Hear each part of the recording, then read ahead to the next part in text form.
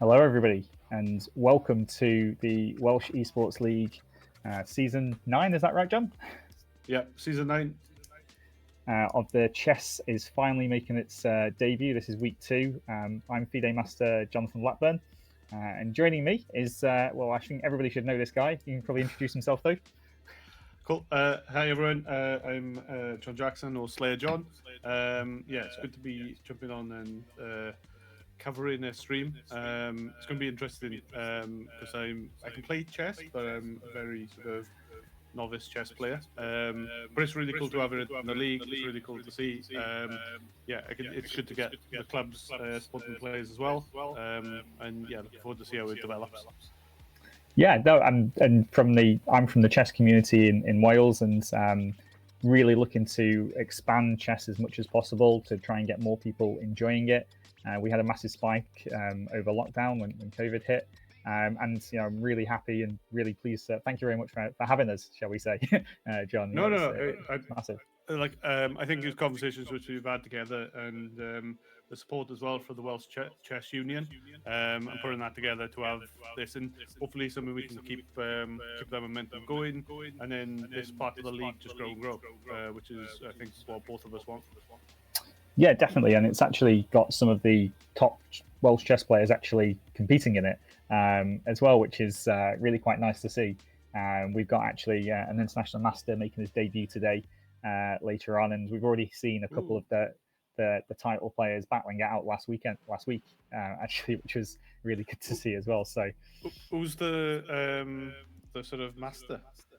So you've got Pedrada, who's playing for the Wolfhounds. He's an international master, and he's a previous Welsh champion as well. And I've had a few good battles with him over the board, and he actually stopped me winning the Welsh Championships a couple of years back because we were joint leaders going into the last round. There's 4 of us, 2 matches going on, so 4 of us could win it. We were all on the same points, and I was kind of better all the way through, and he managed to hold me to a draw. And one of the other guys won, so therefore he finished half a point ahead of us. But the first thing that he said to me, like a few months later when we met again, it was like, "You stopped me winning the Welsh Championships." I was like, "No, you stopped me winning the Welsh Championships." So we have a bit of banter like that, and he's a real good guy actually. And it's we do get on quite well as a load of top players do, and have a good time together. So it's good to see us competing, and good to see them supporting the event as well. So I guess we'll be looking at Wolfhounds' favourites for this league, or for the tournament. Is it going to be? Well, let me just actually kind of have a look at a couple of things here, because I'm just going to take you through to the groups actually. So let's just change the layout here. So if I just move this over. So you can see here the 2 groups that have happened, because we had the 2 matches for most teams last week, and we just saw down here that we were just talking about the Wolfhounds that have got Ian Pedrada playing for them. The problem was it the Wolfhounds? Yeah. Yes, it is. Yeah, because you just put in an extra result there, haven't you? Because we've had some withdrawals. So they actually lost both matches last week because Pedrada couldn't play. He couldn't make the Tuesday. So he's actually starting on basically 0 out of 2. Just got a free win there, which we'll discuss later on. But really, he's got a bye, and then he's only got 1 match to play. So he needs to win. And if he wins, he's going to take him up to 6 points, which is, it's only going to be close, because is it top 2 that they need to finish in, John? So we got the way Welsh Esports League works is slightly different to I guess traditional sort of tournaments that run. So the way we do it, to try to have it esports to have it a bit more balanced as you go through, and what we'd like to do is give up people opportunities to play together as well, play in the tournament setting, and then not have something to aim for. So what we tend to have is the top 2 of each group will go through into what's called the Premiership elimination. So it's a single elimination, then it's the next step for them to progress, and that's the way you can win the sort of Premiership. the sort of the second to sort of the third place and fourth place of each group, they will go into what we call the championships. So that's the championship elimination. So while Wolfhounds might struggle, especially if the Goats end up winning 2 games now, and obviously got others like the Ponies and stuff coming in. With those, if they potentially could finish second, if you finish second in that group, with the sort of results he has tonight, that might take him into the Premiership elimination. If not, it's going to be the Championship elimination, and then playing for what would be 5th place. And so the prize pool is sort of, depending on where you finish, is a higher prize pool in all those levels. We also, if you win the championship, there's 1 extra point to your club for club of the season. So I'm sure the guys at Wolfhounds will be sort of cheering him on to try and get that point if there's an opportunity for that. Yeah, so I'm just scrolling down for like the prize money as well. Just put that just quickly on the stream so people can see that what they're playing for. So basically, we're saying that the top 2 in each group are going to play for 1st to 4th, and then he could play for 5th, and obviously, yeah, it's I guess more points for the team, isn't it? Which is really important. Yeah, so every sort of position you tend to be sort of playing for something, which is good. And the idea being is that as the sort of season progresses, there's opportunities then to sort of balance that out.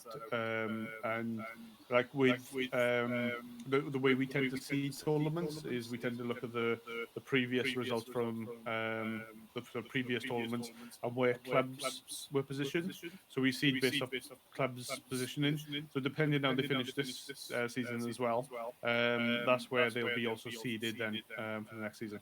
Yeah, I mean, it's obviously the first season that we're running this, so we're going to have people coming left, right, and centre, aren't we? And I should imagine even if they've got some of these clubs, of just send me a quick message on Discord or something like that. If they want to tap up some of the top chess players, they're more than welcome to, and I'll point them in the right direction for who they want. But yeah, no, loads to fight for.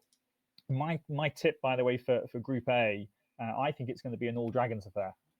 In the end, Okay. I think that's where the Masters are playing in there. We had the Dragons versus the Sea Dragons last week, and the Dragons came out on top on that battle. But I think you're going to see those 2 pull clear. But I might be wrong, and that's the beauty of this tournament, is that you get to actually, basically you kind of put people who maybe don't normally play against other people over the board against each other, and we've got some actual quality players there who I've messaged a few people I don't know, who I've messaged people about and say, do you know this guy? Do you know this person? And they're like, yeah, they're dangerous. And they're just like, well, maybe these masters are starting to get a little bit scared. Okay, right. Okay, let's just move things around a little bit and put some chess on the board. I think is probably a good idea. So we should probably have some matches starting soon. So hoping that maybe Major Coast has got a game going on here. Let's just have a little search.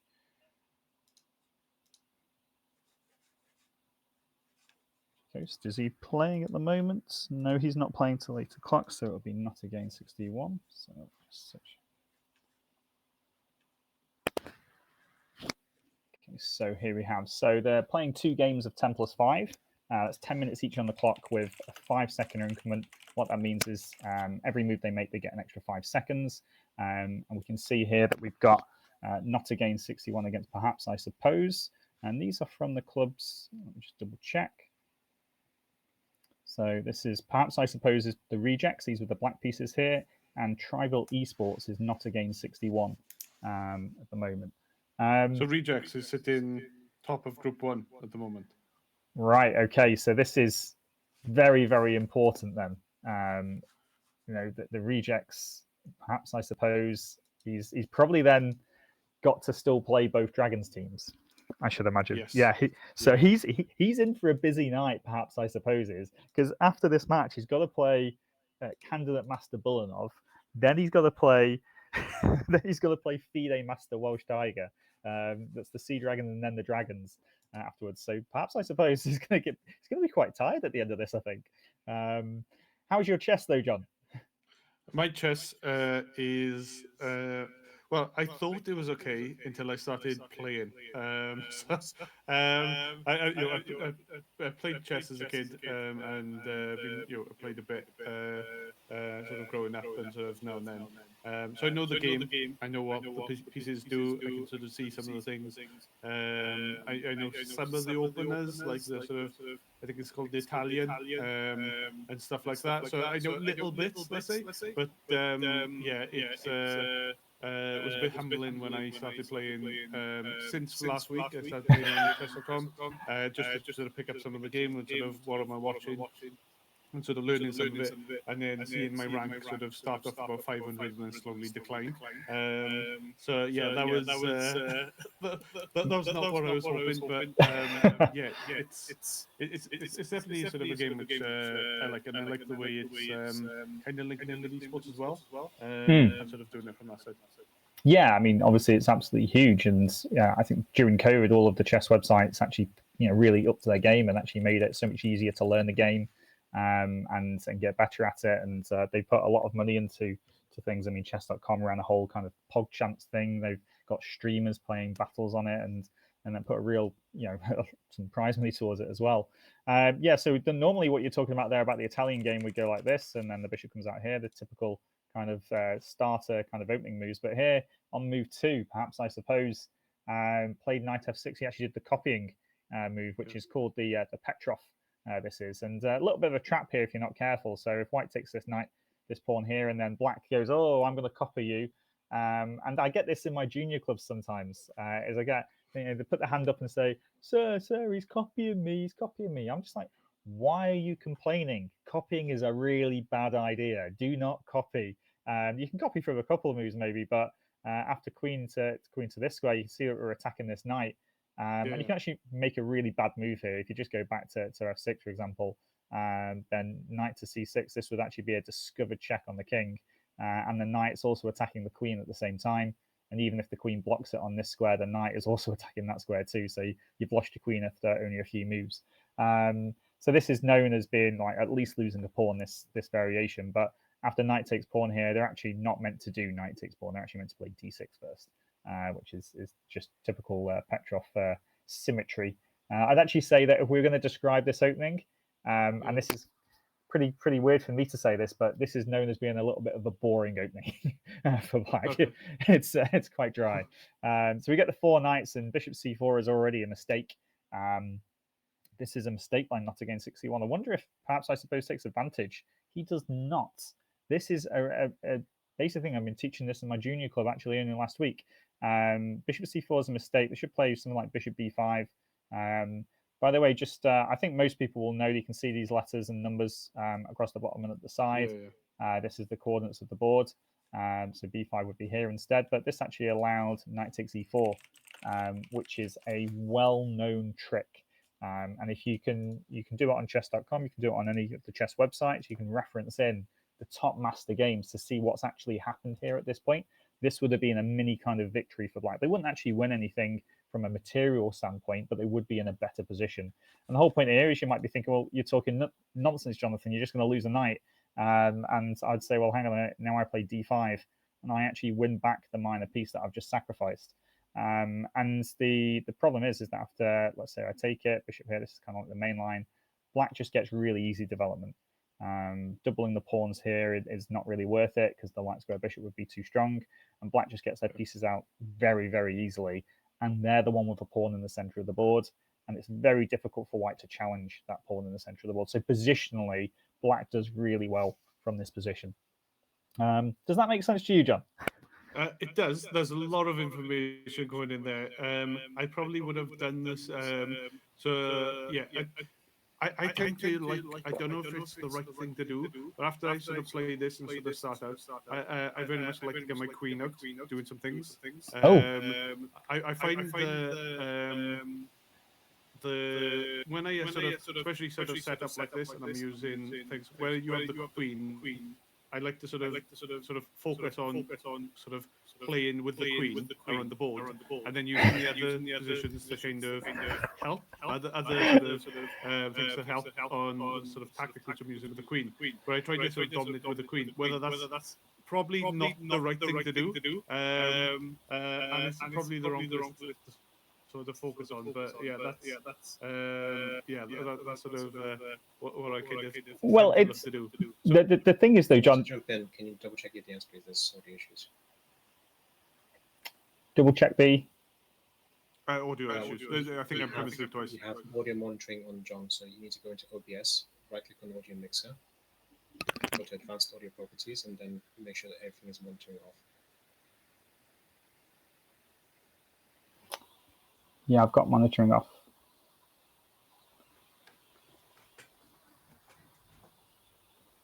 Okay, John, can you say something? Hello? Yeah, I'm just testing it. So, looking at it, I think there's, we're sort of we're setting up, I think, playing it. Like, what I used to try to do is, there's a play where this was a checkmate in 3 moves, where you, pawn from 2 sort of up, and then you free your queen out, and then you bring your bishop, and then sort of attack. I normally try to set that up, and then in doing so, when I sort of set that up, it's very different to sort of bringing out your knights early, and it weirdly surprises in. Maybe it's just my play style, but I feel a lot more comfortable playing that way than when I try to play, I guess, a bit more of a proper way, and then I'm setting up with the knights, with the bishops, and doing it from that side. Yeah, I mean, when you bring your queen out, I think at the lower levels, it's something that you have to start doing. First of all, you have to bring your queen out and try and give this 4-move checkmate that everybody learns, and you learn all of the traps. And actually, at the lower levels, it probably works quite well. But as you start to try and move up and play against better players, we've all seen these tricks beforehand. And what happens is that your queen, they know how to stop the checkmate, and your queen's out. And then what happens if your queen gets attacked? And all of a sudden you're like, well, hang on a minute, I can't give checkmate, my queen has to move again. So for example here, if they actually stop the checkmate and play this move here, you can't jump over the pawn, then you bring your queen back, you threaten checkmate again. And then we bring the knight out, and all of a sudden your queen is actually out in the open and it's ready to be attacked. For example, this knight can come to here, this pawn moves out the way, then they'll be playing bishop to g4, and they're gaining time attacking your queen, which is not ideal. And they'll have better developed than you in the future. But yeah, I mean, it's really good to see different people of different levels discussing chess and trying to learn different things. And here you see kind of like the basic developments already. Yeah, I guess before we go into the sort of the big games, if we can throw it to a quick break, just to sort out any of the sound issues, and then what we can do is sort that and then come back with some of the games for this evening. Yeah, sure.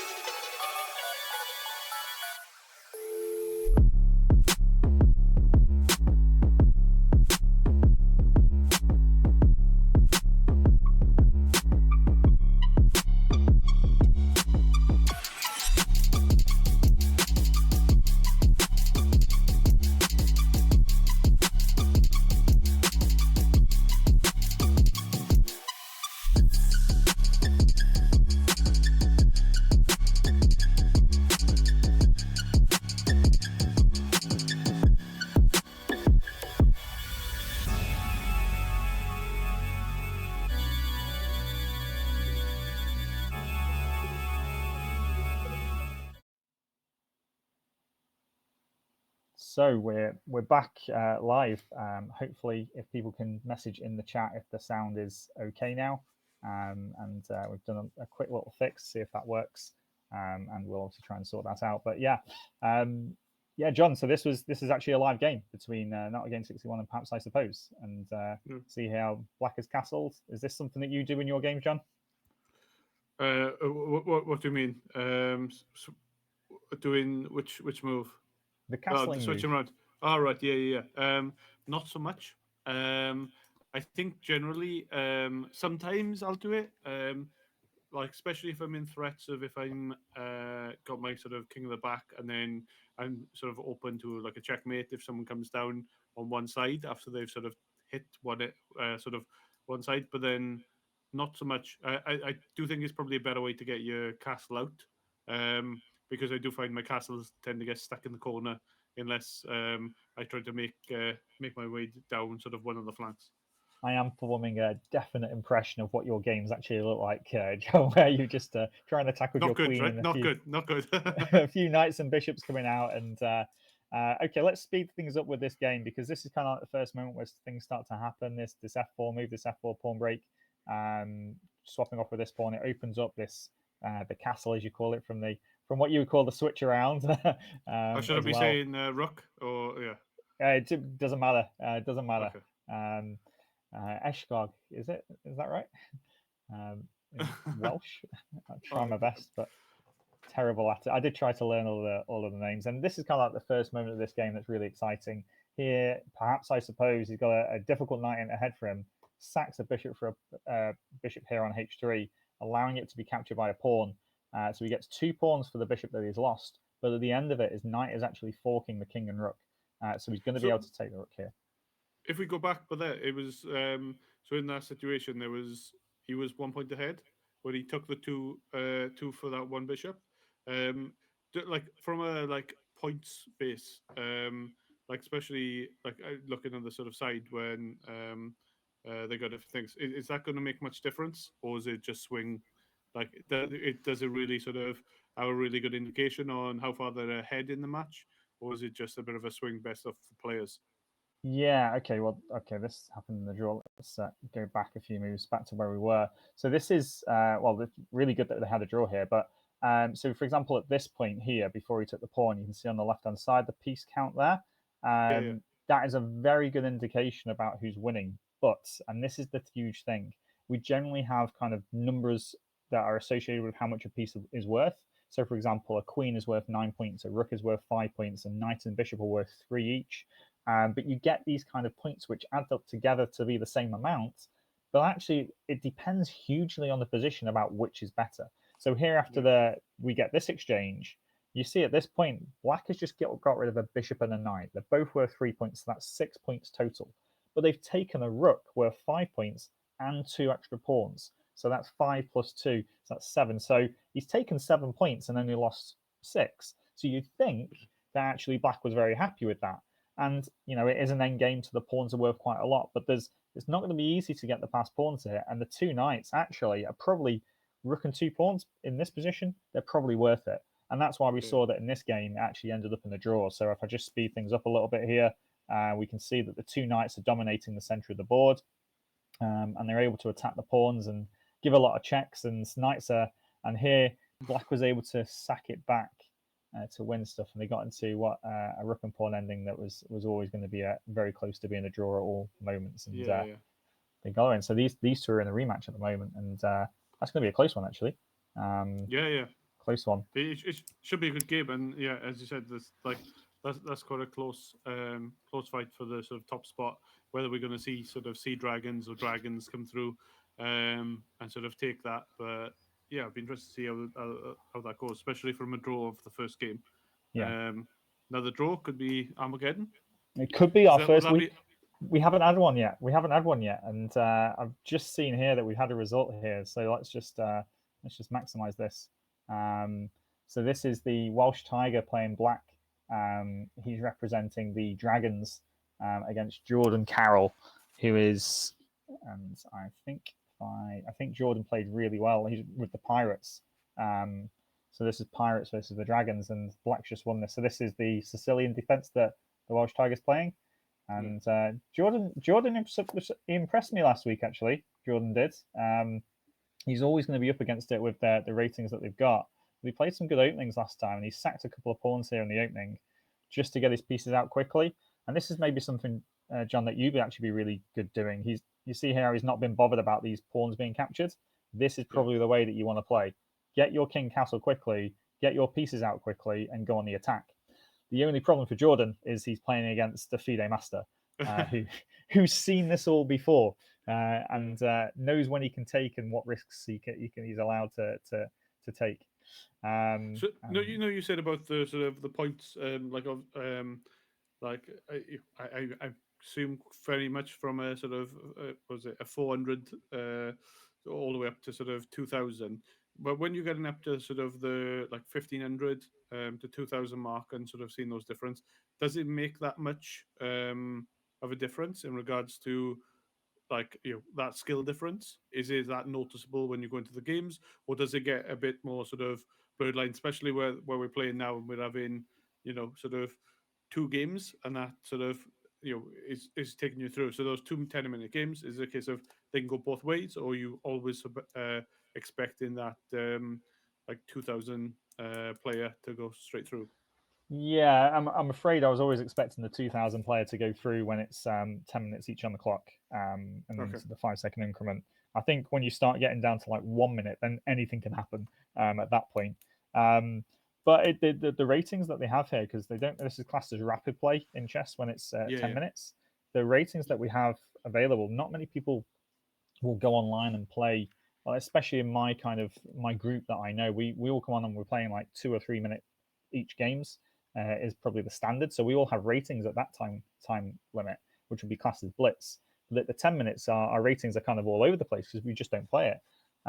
So we can't really go too much on the ratings here. But I think when you get somebody who's rated over 2,000, if anybody's lower than 1,500, let's say, then you're pretty much only expecting it to go one way. It'd have to be a big upset for anything to change there. Let's hope for some upsets tonight then. Oh, always hoping for upsets. Always hoping for upsets. I'm just trying to make sure that I can catch all these games here. I'm pretty sure not Lightbringer was meant to be playing against Tutankhamun. So I just seen the Goats and Pit Ponies just finished. The Goats, they've already finished. The 2 of them have just played. So there's some scores that's come in. I'm not going to sort of give those scores away, but what is it? Well, maybe I can go into ones we can have a look at, and so that is Tutankhamun playing for the Pit Ponies, and it looks like they played Lightbringer. I am Lightbringer. Yeah, Lightbringer's actually streaming as well. Okay. I saw. So a good contact to have, and welcome to it as well. It's funny, his chess.com username is not Lightbringer, which is quite amusing. But he was up against here. So Tutankhamun actually I don't see him often in the over the board chess world, but he does play a lot of correspondence chess, where they use a lot of computers to play. So his openings are really, really good, and he is a strong player anyway. So let's just see what happened here, because I would be expecting Black to win, but I mean, not Lightbringer's not played. He's got his pieces out, got his king castles, got all 4 minor pieces developed. He's kind of just moved them around a little bit there. Did you see how this knight came back to d2? This bishop came back to e2 and back to f3. I would say that was just not wasting moves. It's just being a little bit slow. For example, you wanted your queen involved. Maybe the rooks are not quite doing much. He's not pushed many pawns forward.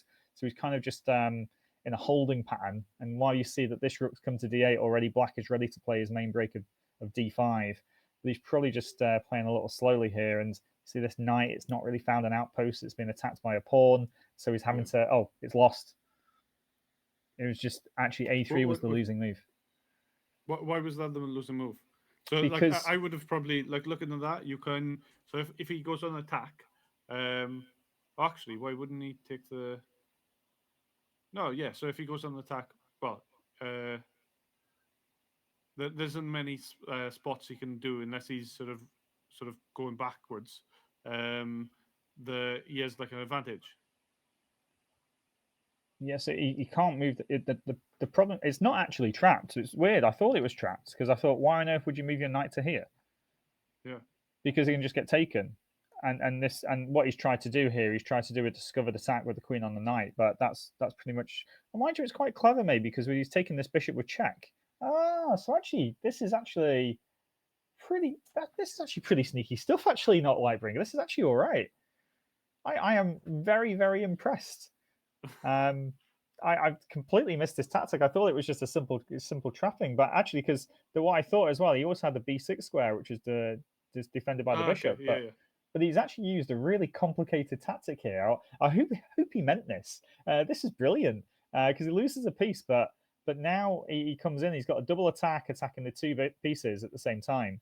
And the problem is though, knight takes knight happens. And now he's two pieces down. Knight though, right?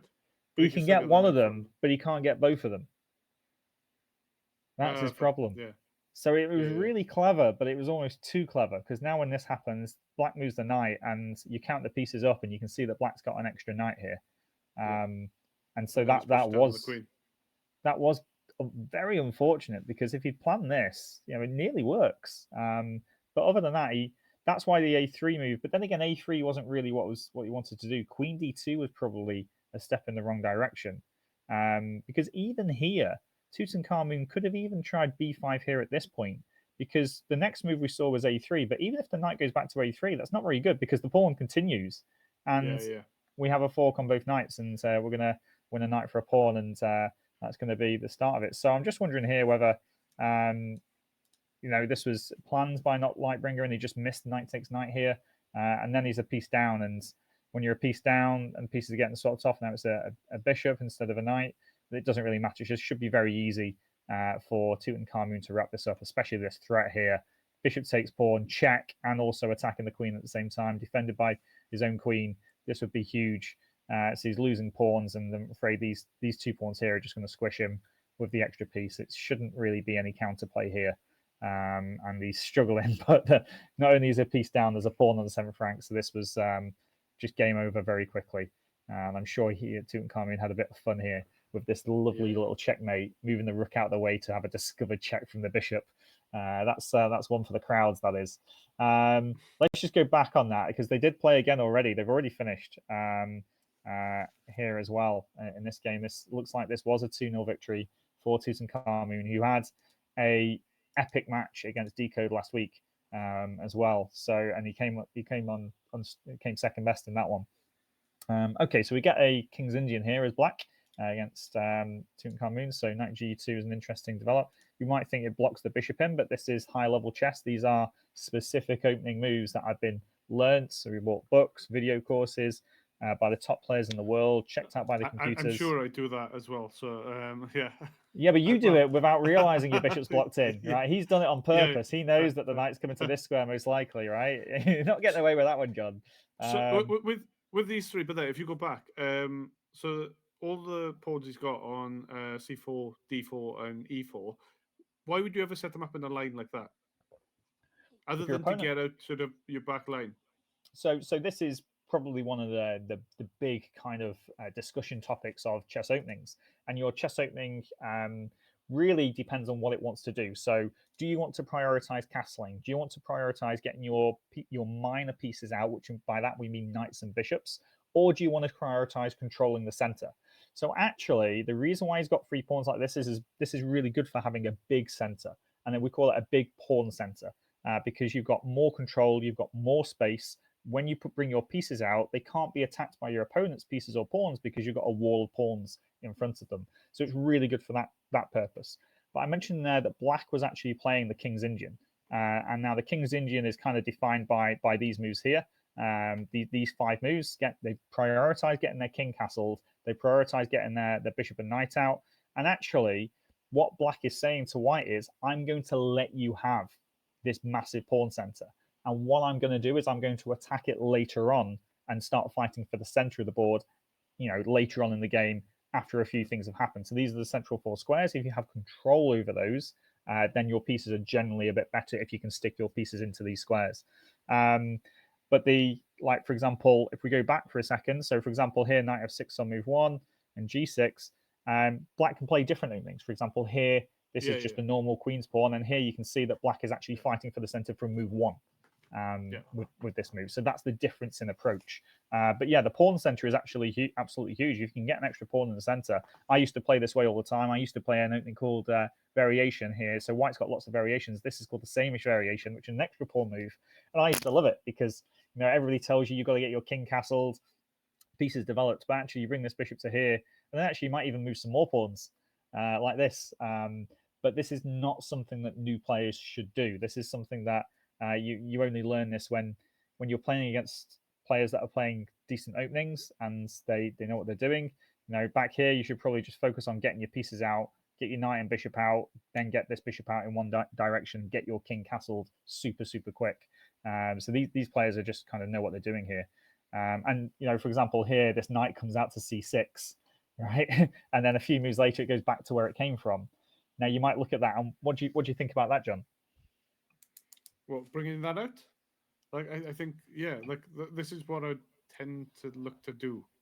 Whether it's sort of, I don't know if it's, as you said, the copying and that side of it, but like if I sort of look in this play, like very much, again, I would, like if I see the bishop's move, I tend to try to get my queen and then take something like b7 or was it g7 to then be able to sort of focus. If I see the bishops coming out, then I can sort of do that. So I try to sort of tack those areas. Because then you can sort of give that option of taking the rook early on, especially if you're stuck in the corner, and then give them that sort of, if you take that, you're able to sort of go through and then take a few other pieces as you move through. But yeah, from that coming out, obviously is going to be attacked, but then that sort of leaves an open center. Yeah, so this kind of pawn move forward to kick the knight back has now left a couple of holes here that white can't control as easy. So this knight will eventually, more than likely, end up on this square on c5. So it's kind of like undeveloping their piece, but they've done it to drag white's pawns further forward. Okay, well, let's just see how this game goes. So white gets a really nice open h file for their rook on the black king. There's actually a threat at the moment with this bishop. And it just goes like that, takes, and all of a sudden the attack for white has started. So white got the early attack, and okay, just flicking through. Out of the players, then who's the sort of most aggressive player who's going to come out and sort of see opportunities like that and just go for it and go, yeah, we'll make those trades? Well, I mean, the thing is, every top player will do that. If we have an opportunity to attack and to smash open, get an open line, I'd probably say that the Welsh Tiger is super aggressive. That's why he's the Tiger. Pedrada would not miss an opportunity to do this. But from what I saw last time as well, Decode was actually looking like a pretty dangerous player, and he was one of the stars of last week. It really does depend. On the type of position and the type of game. I know that if I was playing this, though, nobody would be saying me, right? I'm a slow, boring, I like to slowly go forward. There's a very famous book called Chess for Tigers, and it's a book that we give to children and it's really old, but it's still worthwhile reading it even now for young people. And it's all about, like, when you learn chess, it's all about being a tiger. You want to attack quickly, get your pieces out, and go for the opponent's king. But then as you start to get better, you start to realize that actually the Python approach is actually maybe a little bit better, where you slowly go forward bit by bit, not allowing your opponent any kind of room and suffocating them slowly. And that would definitely describe me as a player compared to some of these other players. But we're all capable of doing both, depending on the situation. I was wondering if you sort of, especially if you know the players quite well and sort of they're quite good players, if that sort of style comes through with some of them, as you said, a bit more aggressive, maybe, or a bit more sort of take their time, but a lot more dangerous. Yeah, I mean, for example, Tutankhamun, you're going to see some fantastic opening play by him. He knows his openings inside and out, because in correspondence chess, they're all working with massive machines and doing it obviously via like their online portal as well, but studying a lot. So he's really good. But as soon as he gets out of the opening book, has he got he's still got some skills because I've seen him play many, many years ago. But are those skills going to be as good? So I would imagine that if people do play against him, they might be wanting to try and get him out of some opening theory pretty quickly by maybe playing a substandard move that he might not be used to facing. So we know that I think Pedrada is going to play him later. So I'll be interested to see what happens in that opening between the two of them. Who's playing now? Is Decode? I think I saw Decode was playing, right? It looks like there's a couple of games. I think Pit Ponies are playing again. So Tutankhamun has got another game. I think they've in game one. Okay. But yeah, it looks like Decode's going as well. Yeah, so we've got Not Lightbringer here as well. Yeah, so looking at the scores that kind of come in so far, we've got Dragons obviously 2-0 against Pirates. So that's the Newport Dragons against the Cardiff Pirates. The Goats lost 2-0 to the Pit Ponies. So that's London Goats versus the Pontypridd Pit Ponies. And then unfortunately Artists then with a sort of a 1-0 through. But yeah, some sort of interesting results so far. And then kind of looking at the groups, we're looking at Dragons at the moment topping Group A with 6 points, and then Pit Ponies looking like they're topping Group B, sort of joint with Goats. So yeah, really interested with Group B 3 on 6, 6 points with all pay 3. So in that last game, that's going to have a really interesting to see how those games go. I don't know if it's Pit Ponies versus Wizards coming up, but that should be quite interesting. Pit Ponies versus Wolf. Let me just put that on as well for people on the stream. So let me just move some cameras around so we can see that okay as well. So this is the groups that you were mentioning at the time. Yeah, so we've still got scores coming in. Obviously, there's some of the groups have not all of them have played the games, but yeah, in doing so. Yeah, it's Dragons currently top, Rejects following, but obviously only played one game. Sea Dragons 2 games, 3 points. Pirates 3 games on 3 points, and then bottom of the board there is Tribal Esports. But yeah, that group is all to play for, and it's going to be interesting to see how that develops. But the second group as well, where we're saying the top 2 go through to the Premier. I mean, what's going on there? Yeah, obviously there's one game left. All of them have got one game left. So yeah, that's probably going to change things and see how it develops from that. Yeah, I mean, it's. I mean, I couldn't call it. This is why before we came on stream, I was asking John, what is the actual tiebreaker if we get people tied on the same amount of points, wasn't I, John? And just grilling you on that to see what the rules are. Because I was looking at this thinking, I'm pretty sure if I was to be a betting man, I'd be putting money on Pedrada, the IM, winning his matches for the Wolfhounds. That's going to put him probably. He's still going to play against the Pit Ponies though. So Tutankhamun. And he would be favourite, but Tutankhamun is a good player. He's capable of getting a result there between them. So it's going to be so close. Yeah, so it weirdly could be winning because of that one win he had, the default win. So that means, it could be 2 wins for it. Yeah, so going back, then it goes head to head. So depending on the results for his win losses, then goes to head to head, and then come back. So rounds and then head head. So if we are looking at the same points, it's going to be interesting because it'll be very close in that Group E on who progresses to the different elimination stages. Okay, right. Well, I guess we'll go back to some chess then and see who's playing. As I search around, so we've still got Decode. He took the first game against Not Lightbringer, by the way. So that is so Decode is playing. So Decode could qualify here with this win, right? The Wizards. Yes, I think so. I'm just checking through the results because I think there was one which was incorrect. So I'm just fixing that so that I think the Wizards would be 3 points above. So where we look in that closer group, that kind of balances it out. So yeah, looking at that, Wizards are actually on 9 points, so they're sitting top of the group. Pit Ponies are on 6, Goats are on 6, Wolfhounds are on 3, and then Artists are on 0. So yeah, that Group B looks a bit more sort of realistic, but yeah, it's between especially if Wolfhounds, you're thinking that will go through Wolfhounds and Pit Ponies. That game is going to be the one which is a decider, Pivotal. I guess, for them to go through. Yeah, Absolutely pivotal, and I mean, it's just so close with everything that's gone on in the matches. So I'm wondering, is Major Coast playing at the moment as well? So no, he's not playing at the moment. We've got Decodes. And okay, so this was another draw between perhaps, hang on a minute, not against 61 and perhaps, I suppose, this was the draw, right? Hang on a minute, did they play again?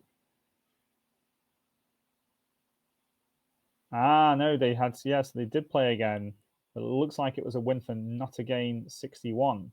And if I'm correct, Not Again 61 had a really tough match last last Tuesday, sorry.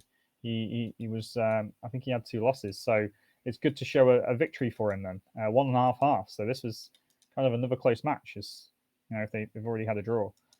Yeah. So yeah, so it came through with one, yeah, the rejects. Is Not Again 61 is the rejects, I believe. No, Not Again 61 is Tribal Esports. I think they might have put in the wrong results. Let me just double check. Oh no, hang on, no, hang on a minute, no, sorry, I read it wrong.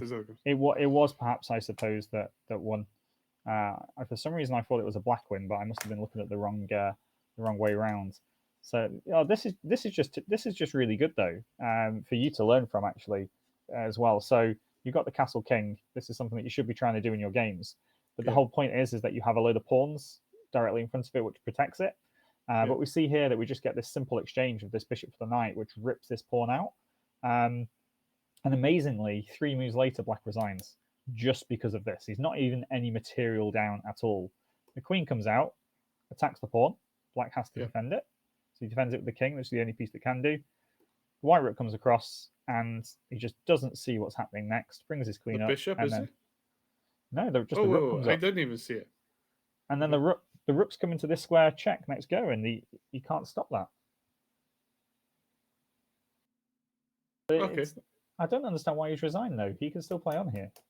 Yeah. I didn't. I would have thought it was the bishop coming up, because then the bishop, but he can still play.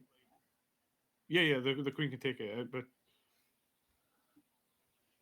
you don't resign here. This is an early resignation. So the reason why he's resigned is because he didn't like this check and then rook to here, and the queen's going to take this pawn on h6. Yeah. And it's going to be really close to checkmate. But I'm pretty sure he can survive this. So for example, if he just plays rook h8, right? So the rook's now defending this pawn. This check actually it's not nice. It's uncomfortable. But this is what you have to do when you're playing online chess. You have to be resourceful. You have to be finding that way out. You have to be willing to just admit that you've made a mistake and just get on with it. Say, well, what do I need to do to survive this game? And here he's living to fight another day. Maybe he even does a king run like this, which is highly amusing for us chess players to see when somebody runs their king away from when it should be checkmated. There was no need to resign there. He was fine. Rook h8 and then move the king round. That was a little bit of an early resignation. Yeah, and then sort of from white side, then pieces, they're not heading really anyway. No. I mean, you could argue there's a weak pawn structure here for black, but that's highly in some endgame, for many moons from here that would play a part. But no, this game's all to play for. I think Not Again 61 just assumes, because it's not always easy when you see a rook lift like this. This is what a rook lift that we call it, coming across to these squares. You can just basically assume sometimes that somebody's coming across to checkmate you, and there's nothing you can do about it. But sometimes it's a case of digging in and actually, really thinking about how can I survive this game, and especially with eight minutes on the clock, then I have to be critical of the time management there. Plenty of time to think about it and try and get those extra points for your team, especially with them drawing the first game as well. This would have been because they could have pulled it back to a game and then could have gone to Armageddon. Yeah, well, if you'd have drawn, yeah, I mean, here we can. I won't put the computer analysis on, but we'll move over because I don't want to, because I know Not Again 61 is doing a lot of work for chess in his local area in South Wales actually as well. So I want a big shout out to him. He's putting a lot of posts on Facebook in our Chess in Wales group, and he's really pushing, and he's got a whole chess club that he's basically set up from nothing. I am. I think a lot of people are indebted to him for getting into chess as well. But from a chess coaching point of view, you've got to be fighting a little bit more than that, is what I would say to him. But maybe that's just me. Right, is Major Coast done yet? All right, okay, Major Coast is playing. So this is Major Coast is actually Bulanov, by the way. So he's playing against Perhaps I Suppose, who's got... Oh, yeah, Perhaps I Suppose was the one with the busy schedule, yeah? Yeah.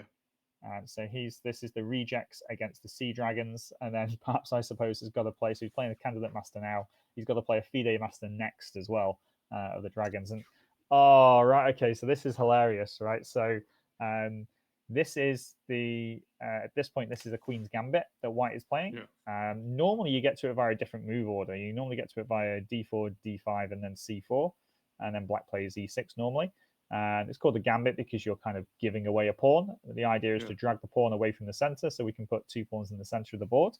We get to it via a different move order. But I've actually had this exact same position as White against Bulanov, playing the black pieces here, over the board in a tournament that I ran. So he knows what to do. So he's played exactly the same move that he played against me. And this was deliberate preparation by him. To basically refute what I was doing or attempt to refute what I was doing. And he did manage to luckily sneak away with a draw. And he knows that that's true as well. He will probably rewatch this as well and happy about it later.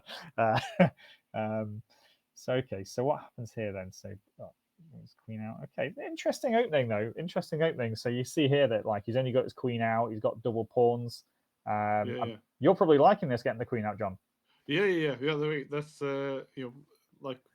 that's what I tried to do. Especially taking that bishop there as well. I sort of would with the knights. I tend not to be sort of. I don't know. I'll use my knights and I'll try to use them best I can. But maybe I'm not as skillful with them. With the bishops, it's a bit easier to control and sort of know what I'm doing and doing it. So from my side, it's sort of taking that. It seems like a good setup. And then once the Queen's out, just being able to sort of control a bit more. Obviously they got their knight there and their bishop, which they're able to sort of attack that. But being able to come across, you can take sort of pressure on that sort of left side by moving that Queen in. Yeah, I mean the whole thing here is that is about the pawn structure here. So actually what you're seeing here is actually two strong players. I mean, you look at the ratings here, 1993, 2020. Yeah. They're both really strong players.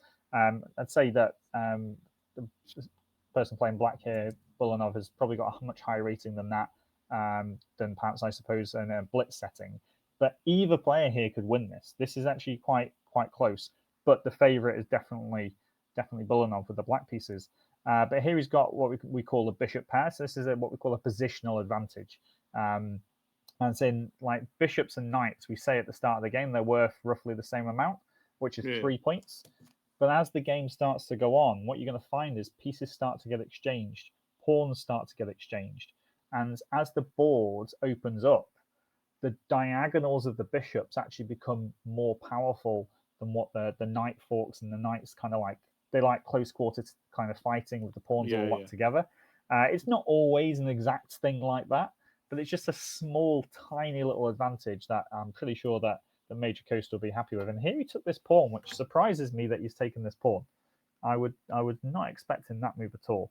And I should imagine perhaps, I suppose, we'll go in the tank now and think, because he's got 3 recaptures that he can do. For this move here, would you go Queen or would you go Bishop? or pawn. I mean, obviously we can't go knight, I'm afraid, because the queen is actually pinning. Oh, my arrow's a bit off there. Pinning the knight to the king. Well, he's gone queen. I would have gone queen as well, because you can threaten a bit more, I find. Like by doing so, like if you can get there's potential to do a check. You can move that pawn up, which takes the other pawn, and then in doing so, move the queen across towards the e5, and then you sort of check, and then you're able to play diagonal then for your sort of rooks either side. Well, that's how I would be looking at that. Whereas, this is a big calculation decision, actually, because he's basically threatening kind of very close to checkmate here. The king would only have this square. Okay, so that's where you would play next, because I would be playing pawn up and then looking for, was it f6 to take that, and then queen across, and then you've got check, but then also you could take that rook in h8, and then so if this does happen, you're attacking the king and the rook at the same time, which is quite nice. But the problem is after this they don't have to take. So your opponent's got the front. But the interesting thing about this, though, is that the queen here is the obvious threat. Bulanov's going to see this, right? It's not something he's going to miss. The obvious move here is bishop e6, protected by the pawn, so the queen's not going to take it. But it actually skewers the queen to the bishop. But the thing is, though, the queen can actually move out and take this pawn here and threaten the rook. So I've got no idea what each of them were thinking at this point. White's maybe happy to go into that variation, so we kind of like going bishop here, queen takes bishop, maybe queen takes rook, and the queen, while a rook is worth more than a bishop, the queen's actually very offside there. And if Bulanov can maybe get his pieces out and start attacking, then the queen to actually get back into the action, it might actually be worth sacrificing the material, or there might be a different way to defend this pawn, such as he could play like it's pretty grim to be honest. He could play queen back, but it's very defensive, and I'm pretty sure he does not want to go super defensive like that. So he might even be forced to play bishop e6 here, which is this move. But I don't know about that variation. Like bishop e6, queen takes bishop, queen takes rook, and then the knight's actually unguarded, so we'd have to probably play bishop d6 at the end. And he's actually got ready to castle there, and all the black's pieces are developed, but he's an exchange down. And a pawn as well. He's an exchange and the pawn down. By an exchange, I mean a rook for a knight or a rook for a bishop. That's what we call the exchange. Okay. Right. I mean, we'll come back to this one because this looks like it's developing quite nicely. Who else is playing? Is the okay? So we got the results again. Decode against a not Lightbringer. Yeah, that'll be a good one to jump on, because of course there's that's quite a big game. Well, I think it's over. I think we can jump on and jump off. I think it's done. It's done. I can see the results. So it's should be an interesting one. I mean, the key thing about this match, I think it happened on the stream actually not so long ago, but actually it starts with 1b4 here, which is the orangutan or the Polish opening. I just did a junior session at my local club a few weekends ago, and I did a whole session on the openings named after animals. And this is one of my favorite ones. That whole idea is that, how do orangutans kind of move? They kind of do this, right? And it's kind of on the side, which is why B4 is called the orangutan. I don't know if people find that funny or amusing, but the little kid didn't, so I did. I found it fantastic. They just looked at me like I was weird. So this is a very unusual opening, but I kind of quite like it in a way. I actually had it played against me twice, and it kind of pays dividends because he wins a pawn after only 3 moves, and I guess he was probably quite happy about that. And you see already just the central pawns. While Black has got his pieces out, he's got no control over the center and no way of attacking the center. So White's just going to slowly get his pieces out now, and Black's just not got enough time to. And this is a beautiful tactic here. Discover check when he moves the pawn forwards, and the pawn also attacks the knight. And so there goes a piece, and it's just a matter of time before the rest of the pieces again here. So you might know. Do you know much about en passant, John? I do not. You do not. So this is what you're going to see here. This is en passant. So this pawn moves forward 2 squares. That's one of the important points. When a pawn moves forward 2 squares, if you've got a pawn on either side of it, you can basically capture that pawn on this go as if it moves forward only 1 square. So here, the move played was en passant like this. This pawn captured this pawn like so. Ah, right, okay. Yeah, so I've never played that growing up on a chessboard. So whether I was just never taught that. So I only sort of realized that playing online it's not so long ago where you could just go, oh, right, okay, like you can do that move. So yeah, that's not something which I sort of realized you could actually do. I mean, to be honest, it is quite a confusing move to teach. And I would put it as like you teach pretty much on how to play the game, moving the pieces, king, check, stalemate, checkmate, castling. You do all of these things, and you actually then practice all of these things for a good few weeks and a good few months. And only right at the end do you start to teach en passant because it confuses everybody when they first see it. They're like, Yeah. "What? What are you talking about? Hang on a minute, what? I moved the pawn when now where and it disappears like this."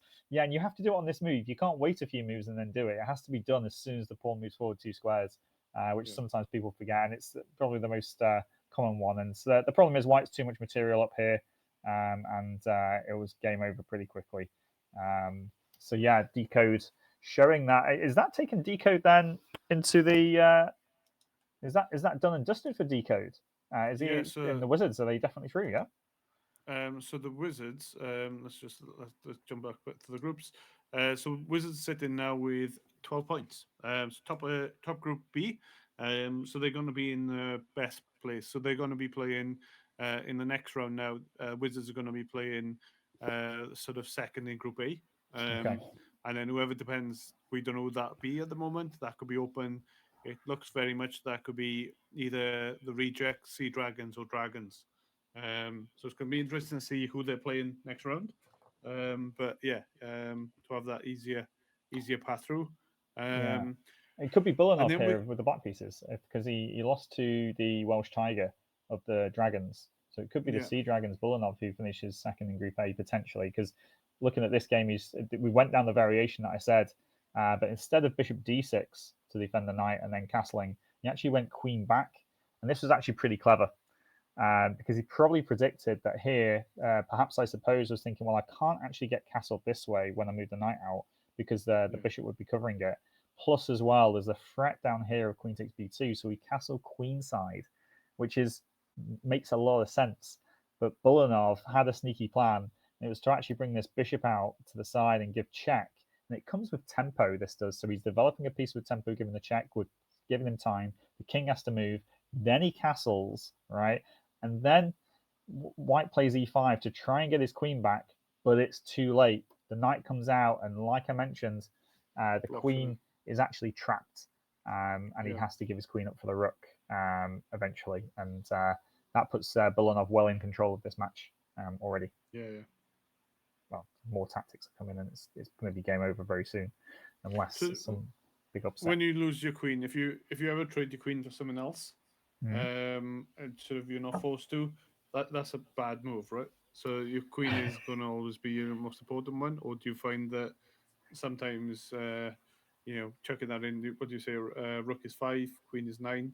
Yeah. Is it sometimes sort of in that situation when you just go, I'm just going to take it, like for that? It's a very rare situation where you can give a queen away for a rook and then it actually be fine for the person who's only got the rook left against the queen. It's very, very rare. I do know of one game where that happened, but it was like a really crazy position. 99.99% of the time, you lose your queen for a rook, and you're losing the game. But then again, this is at the top level, of course. It doesn't mean give up, especially playing online as well, playing fast time controls. Anything can happen.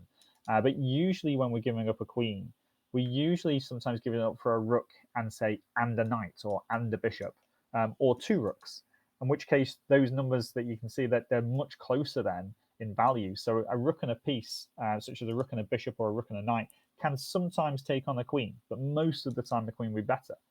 2 rooks can actually be better than a queen, but it really just depends on the position, such as the king safety. How easy is it to attack the pawns? Do the pieces have outposts? You've even got another one where you've got, let's say, 2 bishops and a knight against the queen. They're both worth 9 points. But it depends how the pieces are situated. So then we're actually looking more at the way that they're set up, not just counting them on the side. And you get all these different kind of combinations. We call it material imbalances in chess.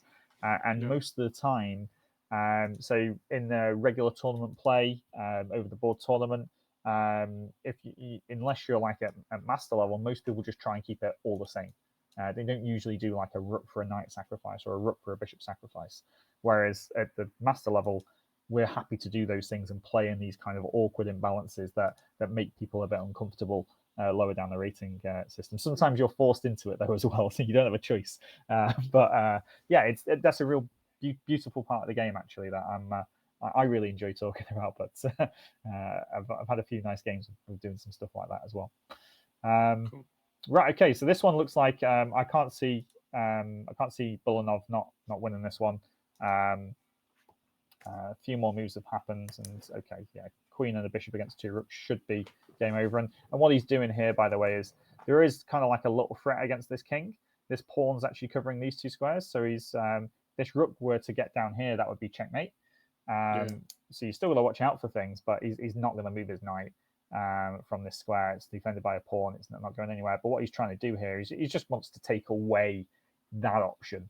So when this knight moves, or he's going to attack it with the pawn to force it to move, he's going to get rid of this pawn, and white will have no checkmating plans ever. So there's no hope for his opponent, and his opponent will start to realize, I might as well just give up, at that point. So that's what he's doing, just removing any danger that he could maybe slip up and make a mistake there. So it's quite clever. Okay, so who else is playing right now? So we've got perhaps, I suppose, that one's finished, right? Okay. This was Decode. There's not many games left. Is Pedrada on yet? Maybe. So he's played this game, but looking at the results, like I've approved the results, but in doing so, I think with that game, I think Pit Ponies should be above them. So if you want to jump onto that game, so they've already finished. They've already played and done. Yeah, they're already played and done. So wow. Yeah, it's going to be an interesting one. This has gone super fast, hasn't it, tonight as well? Okay, so not too much in the opening, but you should be copying these type of opening moves, by the way. And here, Pedrada with the white pieces starts to get a little aggressive. So normally, like, they can just castle. They both castled on the same side, both getting the knights and bishops out, pawns in the center, kind of standard stuff. But here he plays h4, and this signals his intent is, I am going to attack you. I'm not going to bother castling anymore. I'm going to activate my rook by pushing this pawn forward. And he's just lining his pieces up at this moment in time. And look at this, 3 pieces attacking this. The queen and bishop are also attacking the pawn. There's only 1 defender. And oh, whoa, does he bishop takes bishop here? Tutankhamun, and allows this check. And it's kind of like Tutankhamun was maybe hoping to keep it maybe a bit more stable than this. But this kind of exchange of pawns is probably not helped him. Because now his king is potentially a bit weak, but he might be okay in this position. What is this? This is why Pedrada 88 is the IM, right? And I'm sat here doing the commentary because knight takes f7. Wow, what a move! So I can't see any cover on that. So he's just losing his knight. Yeah, the idea is he's going to come in with a check afterwards. But this is the typical, like you were asking me before. So moving forward, so he takes the king, takes the thing, and then queen comes up. Yeah, the queen or the bishop. Bishop could take the rook afterwards, but the queen can't. But this, you were talking before about who's aggressive, right? Yeah. Knight takes f7. This is super aggressive. This is typical Pedrada. He's not afraid. And what Tutankhamun doesn't take it? Is it losing? Why not take it? Why not take the knight? Is this that bad? Why would you not take it? So yeah, as you said, bishop would come up, right? And then you check. So you've got to move your king again. Yeah, so but you can take the rook. Yeah, but the problem is though is that white's given away a bishop and knight and only got a rook and pawn for it. Most of the time, not all the time, but most of the time, the bishop and knight are worth just probably a little bit more. And maybe even taking with the knight here is maybe a bit more accurate, just to keep the king off this E line. This was his opportunity, and then basically Tutankhamun here is, I don't want to say it too much, but he's basically chickened out of taking the knight. He's chickened out. If he takes the knight, then he gives himself a chance to win. He's basically saying to the IM, look, prove it, right? You've sacked your piece for a pawn. You can come and take my rook with your bishop as well. Prove it that your sacrifice works. But instead he goes, nah, I'll just defend. And I mean, look at the time used though here, right, as well. So Pedrada's Pedrada here is 8 minutes 41, right? At this point. His next move he goes down to 5:46. So what's that? Nearly 3 minutes, right, to play G3. Yes, and how is he on 9 minutes 56? It's just playing too quickly. Okay. And just playing too fast. I mean, a lot of the moves, to be fair, have been. So, for example, if we go back to this point here, right, at this point, all of Black's moves and pretty much all of White's moves have been. They've pretty much been in these positions before. Yeah. So we can play these quickly. So that's why you see them very close to 10 minutes already. They're very high on the time because they haven't really had to start thinking yet. And they've probably even maybe prepared for each other before the matches where they've looked at each other's games to see what they would expect and maybe prepared these specific variations. And Tutankhamun, we know from his correspondence history, is going to be strong with his opening line, so he knows what to play against this. But then this is where it starts to go quite exciting. And I'm just shocked. Like, this is the time. E5 is a good move to break open the center, but knight takes F7. You've got to take the knight. Unless I'm missing something like there's some like really big attack, but I just don't see it. I mean, there's some checks, for example, that you could consider, like knight to hit, knight to F3, and then knight to F3, and then knight into G5 check with this guy. But if F4, then we're going to push past and block it up. So like the check on G6 looks like it's the only thing, but you've got to take it. Don't trust them. Don't give these IMs the chances. It's almost like a bluff in poker. Like, oh, this works. I dare you to take it, and he's not taking it. I'm gutted because now it should be easy, I reckon, because he's just won a pawn for nothing, and he just smashes open the center. And the problem is now he's got his knight in and around. There's what happened here? Knight E6 resign. Because he has to take with the queen, and the queen's going to take the rook here, and that's going to be checkmate actually. So this is what would happen. Okay. Yeah. Game over. Gutted for him. But okay. There was 2 games played. So sorry, Tutankhamun. We're going to look at your second game as well, because we want to see what happens here. So obviously we can see that Black won this game. Looks like a bit of a longer game this time though. On his Pedrada again, not fighting for the center immediately. He's played this against me, and Tutankhamun does the right thing. And we kind of get this kind of stodgy French position with the light square bishops traded off. So a bit of positional chess for you here. This is the main pawn chain for Black, which is on light squares, which means that this light square bishop is pretty much not very good because it's going to be hitting pawns, whichever diagonal it chooses here. And you see that White's light square bishop is amongst the dark square pawn chain. So therefore, this bishop is actually a really good attacking piece. There's loads of checkmates on this square later on. So one of Black's plans is to swap it off. And Black's able to do that. But do you know what? This is not so bad from Tutankhamun. This F5 break is going to be really good for him. If he can get it in, I'd have played it then. Why can't he play G4 now? This is about being brave. You've got to just go for things. So the reason why he didn't do it is because he was probably worried about opening up this H line against his king. For the thing, yeah. But the thing is, like you couldn't in doing so, that you still need a bishop or you need something to sort of stop that because the king will just take it. Yeah, exactly. So the thing is that people don't like this because they're taught not to allow open lines against your king, and that's exactly right. But the thing is, in this specific position, there's not really many other Black pieces that can join the rook at the moment. Yeah. And so therefore, it would be kind of safe to do so. You could even take time out to move your king forward and rook across if you really wanted to. But maybe this knight comes to here or something like that. I mean, it's not... because the knight could move to, G3, but in doing so, they would take by the bishop. Don't so lose if the the knight. bishop moved, then maybe that. You can drop the knight down well, and then... The problem is it's threatened now. It's getting taken next go. Yeah. So actually, you probably... I mean, you could put it on H6, but it's not threatening to come into these squares because this knight's on it. But so the bishop's still going to take it there. Well, it could do, but the rook's on it. So it wouldn't be a free piece. I mean, you probably want to keep your bishop, maybe. So maybe not knight g2, because this is something where you could go wrong. Like knight g2 is a big mistake, big mistake, because then this is checkmate, which would be pretty embarrassing. But he's not going to do that. He'd probably bring this knight out first, and then maybe even play knight here just to swap it off.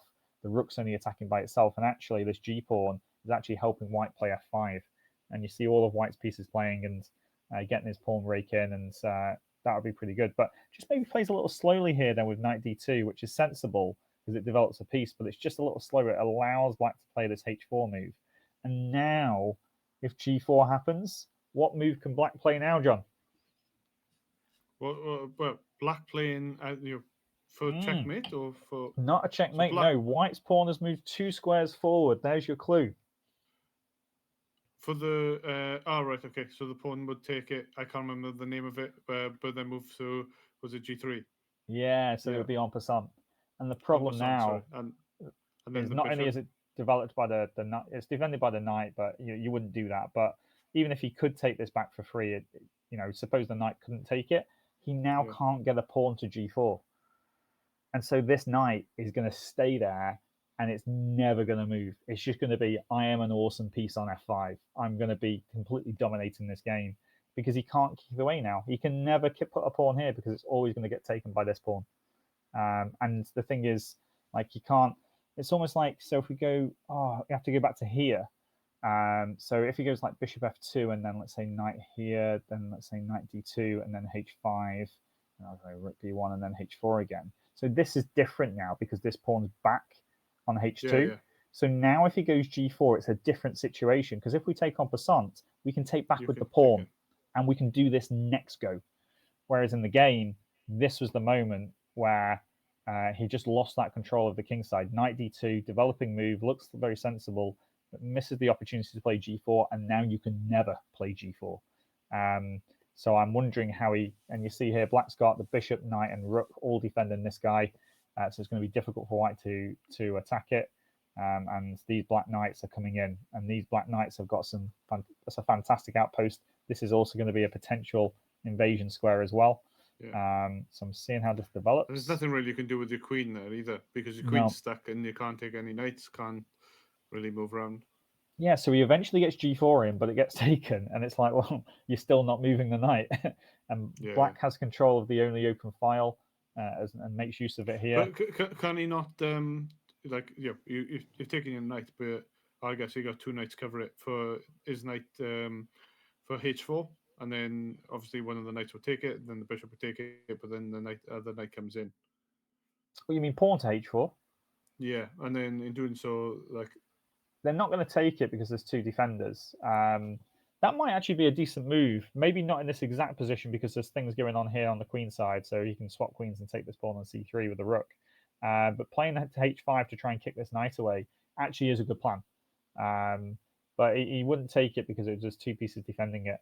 That would actually be quite a sensible move as well, because it also gives the king this h3 square as a bit of an escape square too.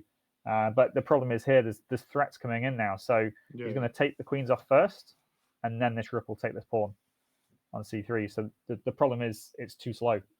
Threats are here and now, and Pedrada's not going to give him a second. So for example, here he had to defend his queen. Queens are threatened. Doesn't want to take black's queen, because then the rook will come in and give check, and then start to mop up the pawns. And you see him go passive now. So anytime do you get people doing that? Just give that offer of the queens and just go, are we going to just take it? Like, I'm ahead in regards to the pieces. So if you're going to give me that option to trade out queens, let's just trade out queens. Yeah, if you're ahead in material, if your piece is up or pawn's up, then swap queens all day. The one thing that you must remember, though, is that if it's equal, sometimes swapping queens actually helps your opponent when they recapture it back, bring their pieces further forward. So, for example, here at this point, if you take, rook takes, it's a check. You've got to get out of the check. I don't even know how he gets. Does he block with a rook here? Maybe he does. I mean, maybe he can try and survive this position, but it's just miserable because this pawn has got no protection. So, for example, rook here would be an idea, but then maybe just rook back up to hit this square, just attacking this pawn. And you bring your rook over to this square, and look at how many attacks are coming in. The knight now attacks the rook. Rook goes back. No, difficult to actually say how we actually go forward. Maybe give a check now. force the king backwards, and you start to see how all of white's pieces, while you can count them all up, they're exactly the same. We're in a level position, but you just look at the invasion of the black pieces. You can tell that these are coming forward, and there's going to be some danger. I don't know how to get this. This knight can come back to e7 and then into f5. That'd be quite a nice way to go about it.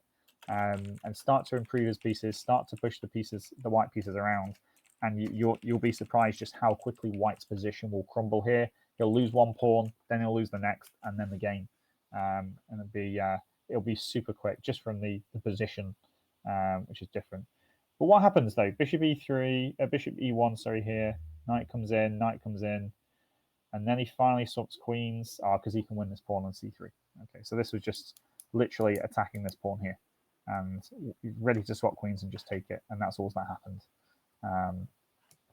The problem is, I don't know why he resigned at this point though. It was completely lost though. I think the problem is c3, c2, c1 is extremely difficult to stop. Only one pawn. Is that how your games are decided, John? Sometimes. To be fair, it's like I've got what I find is I'll get I'll have a focus on a plan, and I'll be playing through, and then maybe I'll lose my queen, or then I'll lose something, and then I'll think, oh right, okay, and I'll play through, and then what I always think is, do I play this out and try to play for a draw, or do I try and play this out and play from behind? Because especially when you lose a couple of things, like I might move my queen out as I do early on, and in doing so, I might take a couple of pieces, but I might lose my queen. So in doing so, I'm in a sort of a situation where they've got a queen, they're in a stronger position than me in that scenario. So what I try to do is, do I play it out, or do I kind of get tilted and go a bit like, oh well, I'll go for another game. I've lost this one. I'll go for another one. It depends what you're playing for. If you're playing for rating, try and get your rating up, then you have to fight in every single game. But if you're just playing online just for a bit of fun, then I can understand why people go, I'm too far behind. I might as well give up and get onto another game. And it is meant to be a fun activity at the end of the day. If you want to improve, then you should fight on in every position, every single one. But not everybody really wants to do that. And actually, even as top players, sometimes we do get tilted and we just go a bit mental sometimes. And we're not as bothered about our online rating, although it does have some kudos amongst the community. We're not that fussed about it as much, because online ratings, because you're playing in so many different tournaments, it could be all over the place. It really depends on what you play, and there is actually a massive discrepancy between over the board ratings and online ratings. Generally, the higher players are higher, but you sometimes get people that are much better online than they are over the board. And I'm hoping actually that we discover some new talent actually come through. Maybe it's somebody that we don't even know yet who comes through, plays in chess esports league. Maybe they've already got a high rating, or maybe they just surprise us and go, do you know what, I can do this, and you start competing with some of the master level players, and then all of a sudden we've got a new famous person coming through, and they'd be really good for Welsh chess. So that's what I'm hoping to discover. I don't know if there's any online for chess.com. Obviously you can select what country you're from. I don't know if there's online leaderboards in regards to that to sort of see who is the best. But yeah, in doing so, it'd be interesting to sort of see where it is, and then also get in touch with them, and then sort of see, are they interested in joining the Welsh Esports League? This is probably done for the clubs as well, to be like, there's an opportunity for them to start scouting to find Welsh talent within chess.com, to sort of be like, oh, there's opportunity here to bring in more players into the league. I'll email my contact then to see if we can get a leaderboard. I'm not so sure, because obviously the majority of us are Welsh flagged. Unfortunately, I should imagine some people are maybe British flagged, which is obviously bad, because some people don't even bother changing it. It's an issue we have across all esports.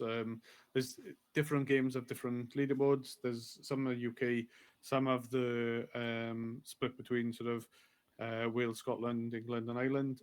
Some are different again. So yeah, each it's really hard to sort of work out and really hard to sort of find those players. But what we have found is by running the Welsh Esports League, by doing that, we have found players who kind of emerge and starting to do that. So as the league grows, it's hopefully something that not only we develop in talent, but also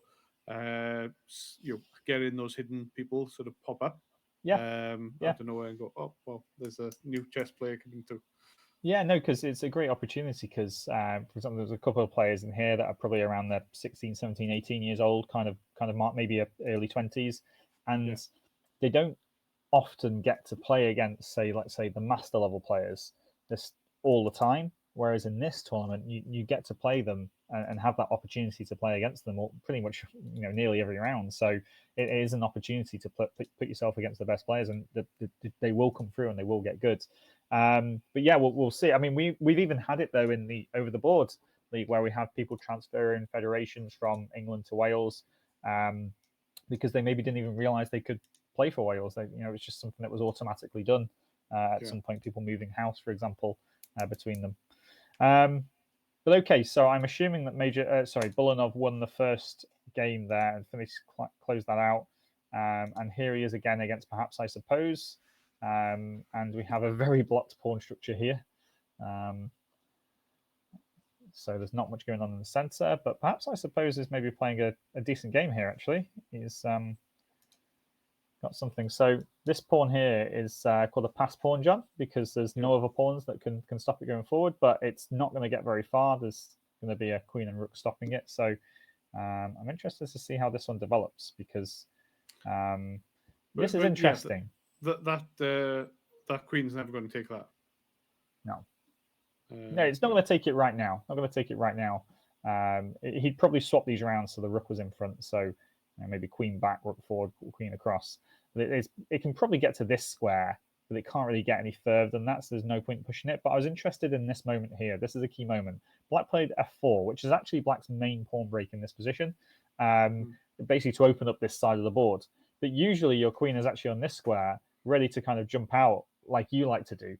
But instead, after takes, rook takes, bishop back, this retreat of the bishop forced the rook to move again with it being attacked. And then white was able to jump their queen out. And while it can be attacked by I was expecting maybe knight here to attack it, but it's because otherwise you can take the knight and there's nothing which will. Yeah, well, the bishop moves, so the rook defended it, which is quite clever. But you just start to see actually the bishop also attacked this pawn here, which is a really clever move actually by Perhaps I Suppose. But after he defends this, like the queen's just starting to cause a few issues, like on here, maybe it can come into e6, pin the rook to the king. Just started to cause some issues as well. This other rook can kind of jump across. So this we go back a few moves and we look at this f4 move here by Black, and actually you ask yourself, well, who did that benefit? And I would say that actually white benefited from this because now it's white's the one that's on the attack or was on the attack. Although actually, this bishop c3 blocks the rook from coming across now. So now Black's got their queen, and this is really dangerous territory. Oh, because Bulanov won the first game, so he's okay with a draw. We see that then. So actually here, this would be a repetition, a threefold repetition. So he attacks the queen once, attacks the queen again, attacks the queen on the same square. So if this specific position repeats one more time, it will actually say that it's a draw. So that forces a draw, okay. Yeah. So if he goes back here and it goes back here, that'll be a draw, which is why Black was forced to go this one, because he has to win, doesn't he?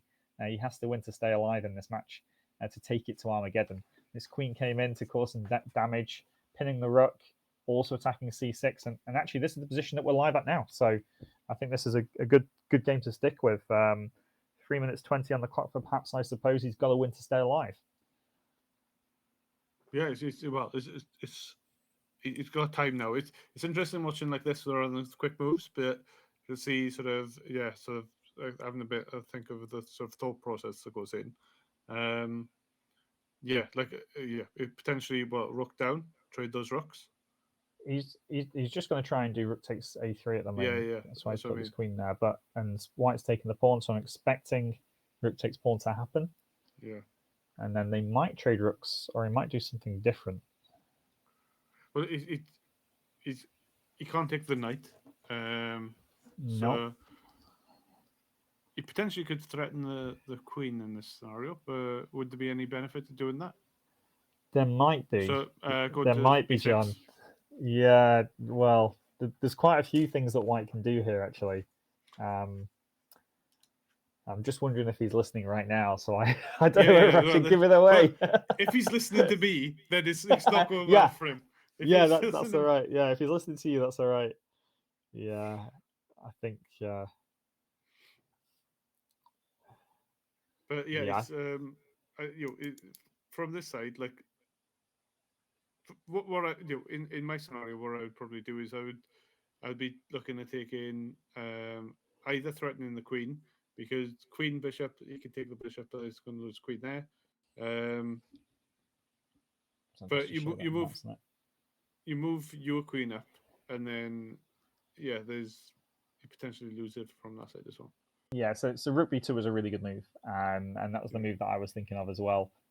Because the problem is that this rook is threatening to take this rook, the queen is defending it, and by playing rook b2, we're basically forcing the queen to, if it wants to save itself, move away. And when it moves away, we get to take a free rook. It can't go back to here because we'll do queen takes queen, and if the rook takes the queen, it can't because of bishop. Yeah. Fair. So yeah, the other tempting continuation here was actually rook takes rook. And then queen takes rook, and then actually just to take probably this pawn here. If you go back, could you not? Oh no, you can't. I was thinking of being able to sort of go down towards the sort of knight side. Yeah, well, the thing is, I think what Black has to do is that kind of imbalance that we're talking before. They have to do rook takes rook here, and after rook takes queen, they then get to take the knight on d1, and the king comes out to h2, and they get a rook and a knight for the queen. What about moving to c4? Yeah, but that's going to be a free rook. That's no hope. Okay. A whole rook down. No, but no, you can't.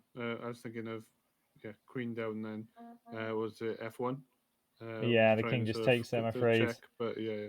Yeah, so this is a no hope situation, a no hope scenario. So I'm expecting rook takes rook, rook takes queen, rook takes knight. Now he's got hope with a rook and knight against the queen. The queen should still win, and especially with the queen being around the pawns. And we also look at king safety as well. This rook, for example, can come down and check this black king and start. And the queen's also in here to give a check if the rook moves.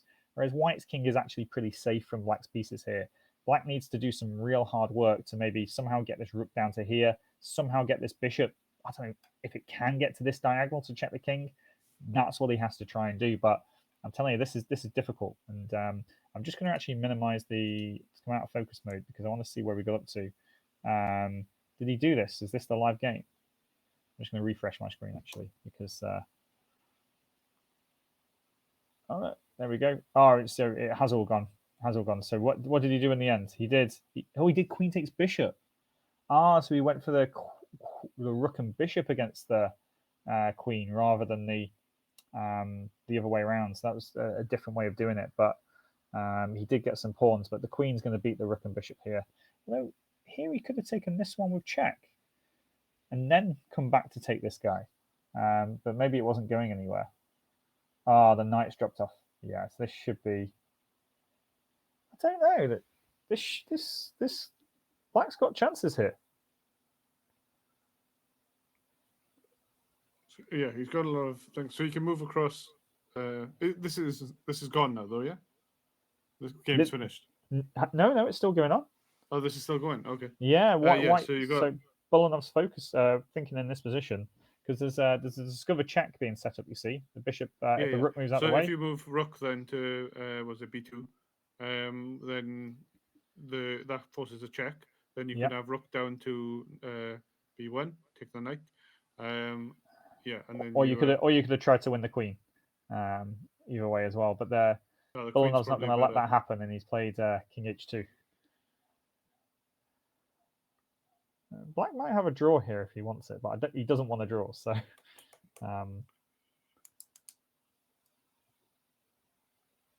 he can't take the draw, but it'd be bishop d6 check, and you can't block with the pawn because it's pinned.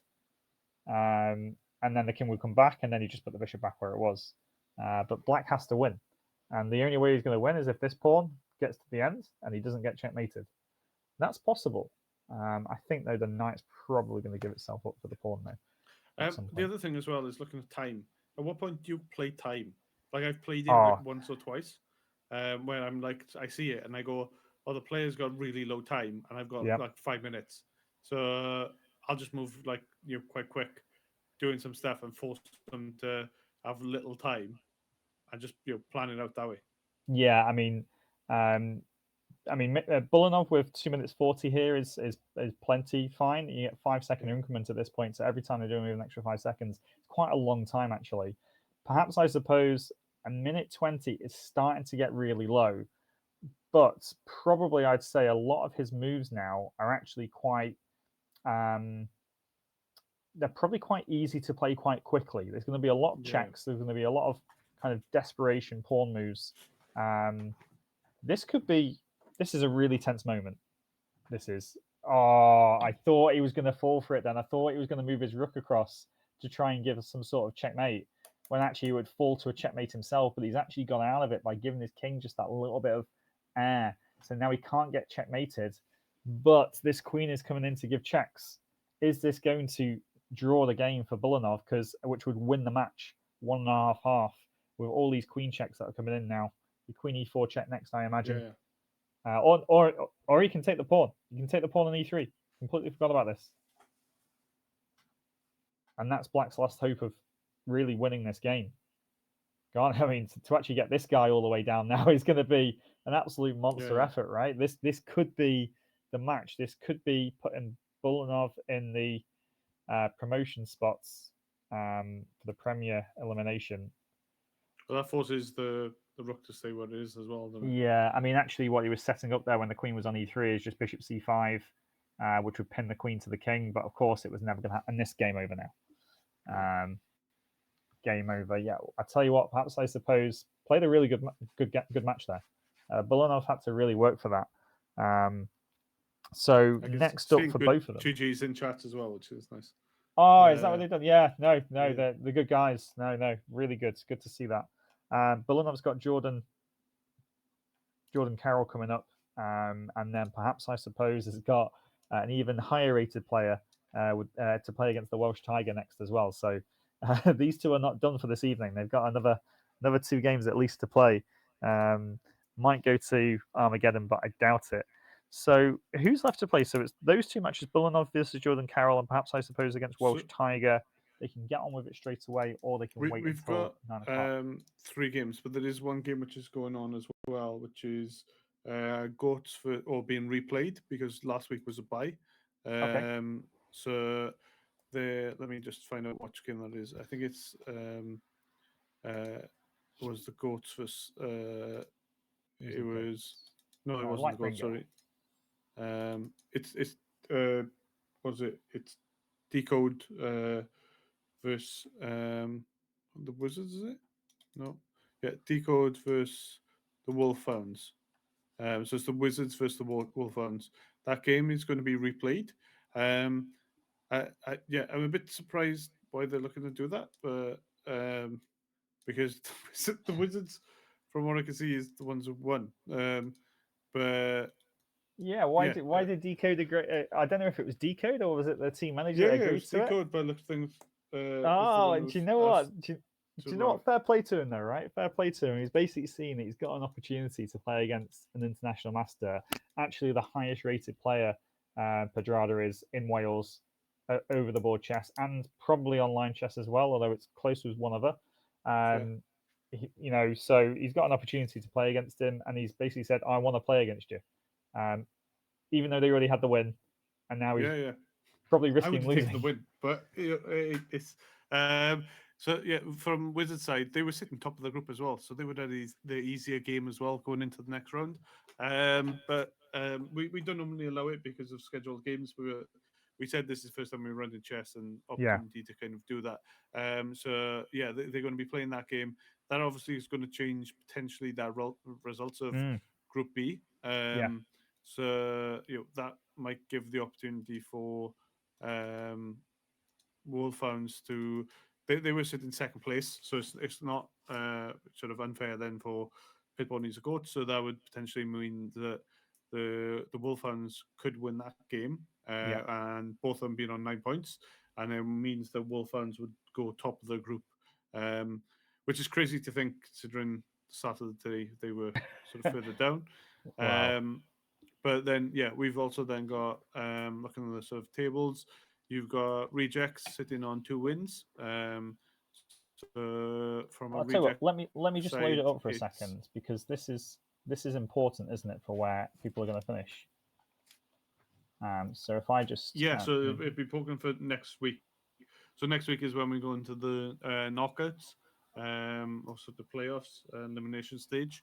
So that's where we're going to be seeing how these players progress. And then of course, you losing 1 game next week, that could be you sort of being knocked out of the tournament, then not going through to the finals. So it's going to be interesting to see where people fit, and how they who they're up against as well, because like I said, is Wizards were currently sitting top spot. So at the moment, the way that looks is they will be playing the Rejects rather than playing the Dragons. Now, it looks like the Rejects going quite high. You've got Sea Dragons go quite high there. The Sea Dragons would overtake the Rejects, I think. It's likely to be the Dragons and the Sea Dragons that finish 1 and 2, and the difference between those 2 players is quite small. But this is. I mean, fair play to Decode and the Wizards from a fair play point of view, but also from just that I want to play chess point of view as well. I really like that. That's great sportsmanship, and I think they just want to play chess, don't they? Really?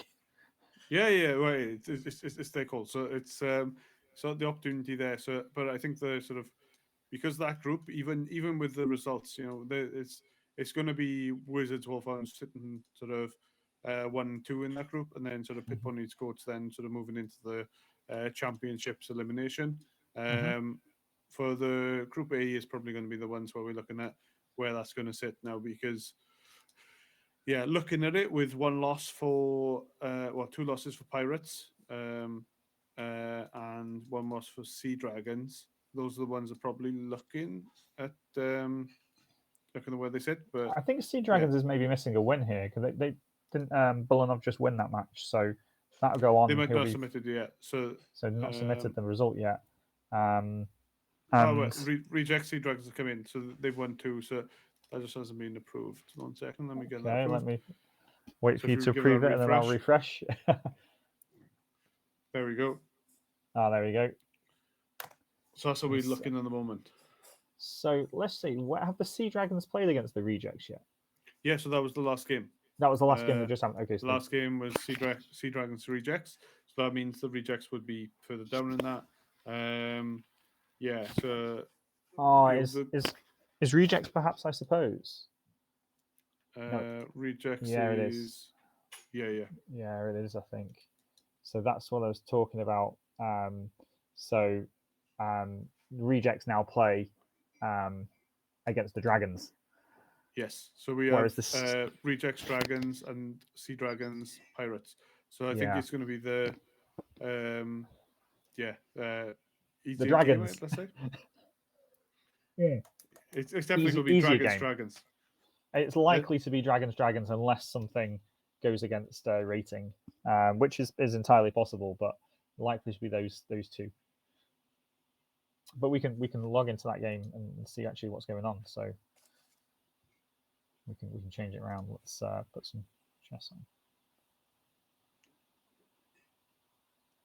So hang on, Pedrada and Decode have already finished 1 game by the looks of things. Let's just have a look what actually happened in that result.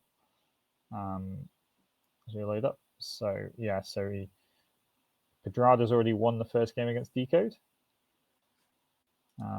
Decode's going to be kicking himself after this game. It's like good sportsmanship. It's good sportsmanship, but no, he's not going to be kicking himself. He's had an opportunity to play against an international master, which he doesn't normally get the opportunity to do. And here, look, you had this.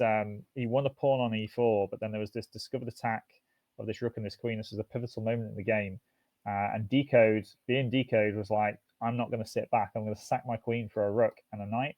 And so he's got a rook and knight against the queen, but it's just not going to be enough at this level. And with you see here this queen being able to attack the pawns. Yeah, It's just too much, and the queen's able to take a couple of pawns off the board, and this was plain sailing from this point on. And even though Decode probably had some, no, he's used his time effectively. Look, he's down. He's used all 10 minutes nearly, which is fantastic. Exactly what he needs to do. He's putting his heart and soul into the game, but it's not going to be enough against an IM, I'm afraid. And you can see here. Oh, he won on time. Oh. He won on time, did he? Yeah, but I mean, it was already gone anyway. So yeah, it was. But, I'm not too bothered about that. But the second game, I mean, he's going to play against either likely to be Bullen over the Welsh Tiger next. So they play. Okay, so we get the Scandinavian from Decode, which is a bit exciting. Oh, knight f6, not taking back with the queen immediately. But this is stuff that Pedrada's seen many times.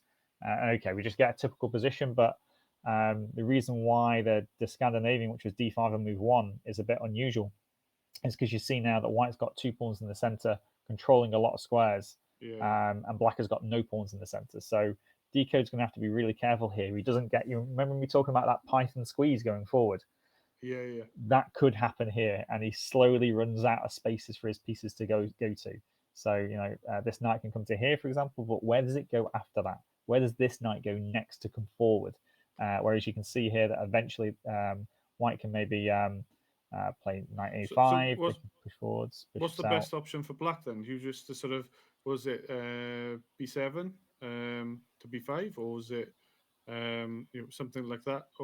What, here or at the start of the game? Or here? No, that just loses the pawn. I mean, so maybe it'd be a case of was it b7 to b6 and then b7 to something like that. Something like that. Just to try and recapture that sort of center ground, or at least disrupt it in some way.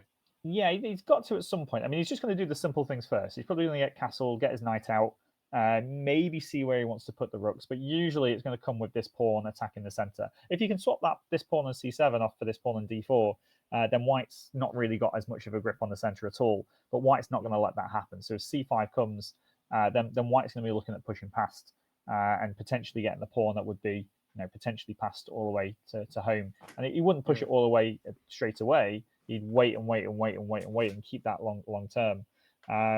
These next few moves could be, if black gets them wrong here, these next few moves, white's going to probably have an unassailable advantage. I mean, we already see white's commencing active operations, right? I mean, knight b5, attacking c7, which would also, if the c pawn moves, it would also trap the rook in. So it's already big danger for black here. And this is the difference between an IM playing white in this position compared to a regular player. Most people would be thinking, I've got to get this bishop out. Yeah. He doesn't care. He's like, the bishop can wait. I've got the center. I'm not in any danger. I've got full. I can go on the attack. And here he's forced his opponent's knight to the side of the board to defend the pawn, which looks like actually the most sensible thing. But I think I know what's coming next for white here. I think I know what move he's playing. Is it bishop up to was it f4, and then you can attack with your knight? Bishop f4 does create the attack again on the c7 pawn, but it's not going to be. He's actually played c5, which was linked into what I thought, because what's happened here is when he moved the knight away, it meant that the bishop on b4 can't take the knight that was on c3. And so basically he's threatening to win this bishop now. This is like nearly game over already, because he's going to go a3. The bishop's going to go back to a5, and then he's going to go b4. And he's going to have to give his piece up for 2 pawns.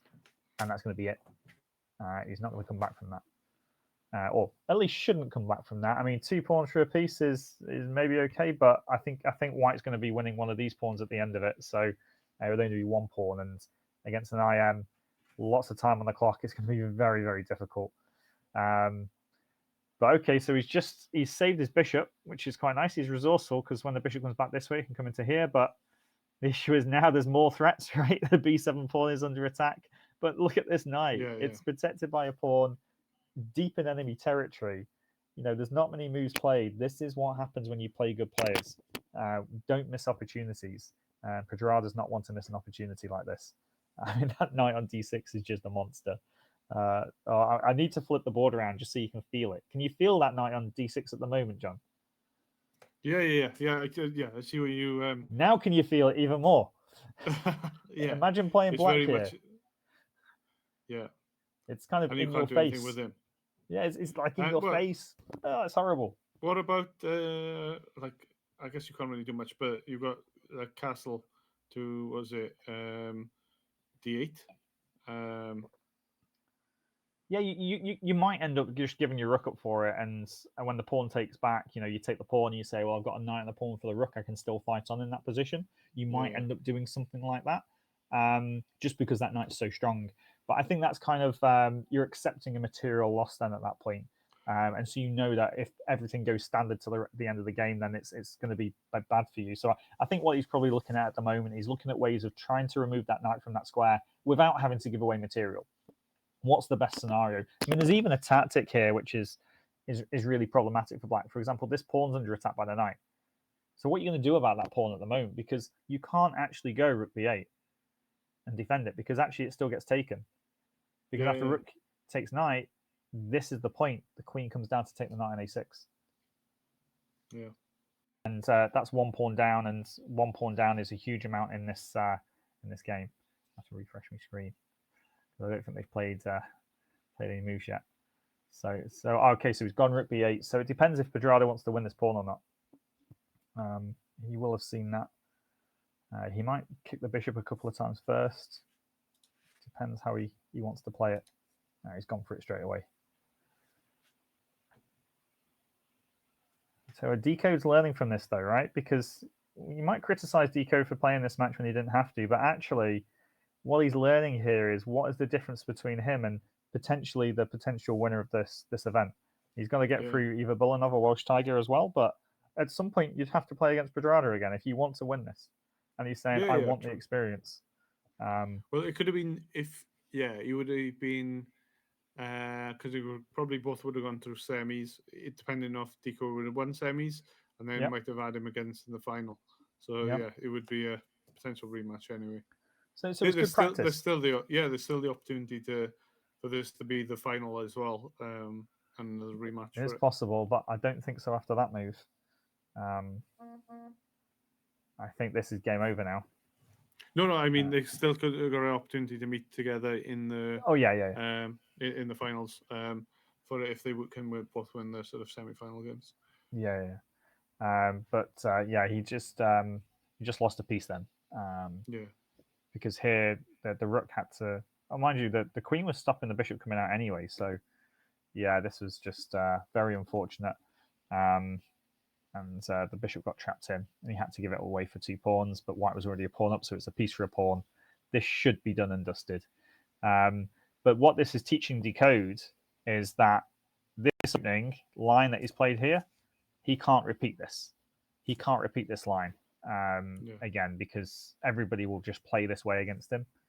He's going to have to look at this, look at his whether he's got a course on it, whether he's got a book on it, where he's going to have to get some coaching on it. This is where he's going to have to. He can't play this line again.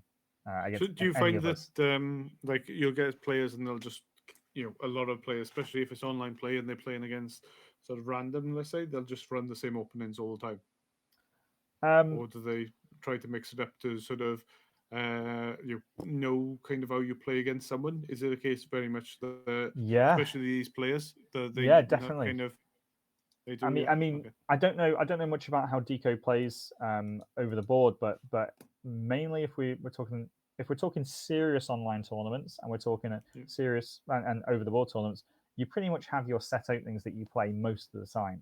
But there's different people, different personalities. I mean, I've met some people who they play a different opening every 6 months, and they keep changing it and they keep learning things. They become a bit of a jack of all trades, master of none. But for example, I'm very much setting my one opening. I play my one opening in serious games, and that's it. And I've had to start to only recently branch out. But most people sometimes play between 2 or 3 main openings, and they just learn them to be really good at them. And then we also have our over the board openings that we play, and some people have a different opening repertoire that we play online because maybe it works better online. We can play it super quickly to gain time on the clock, and it has lots of tricks and traps in it that people generally fall for.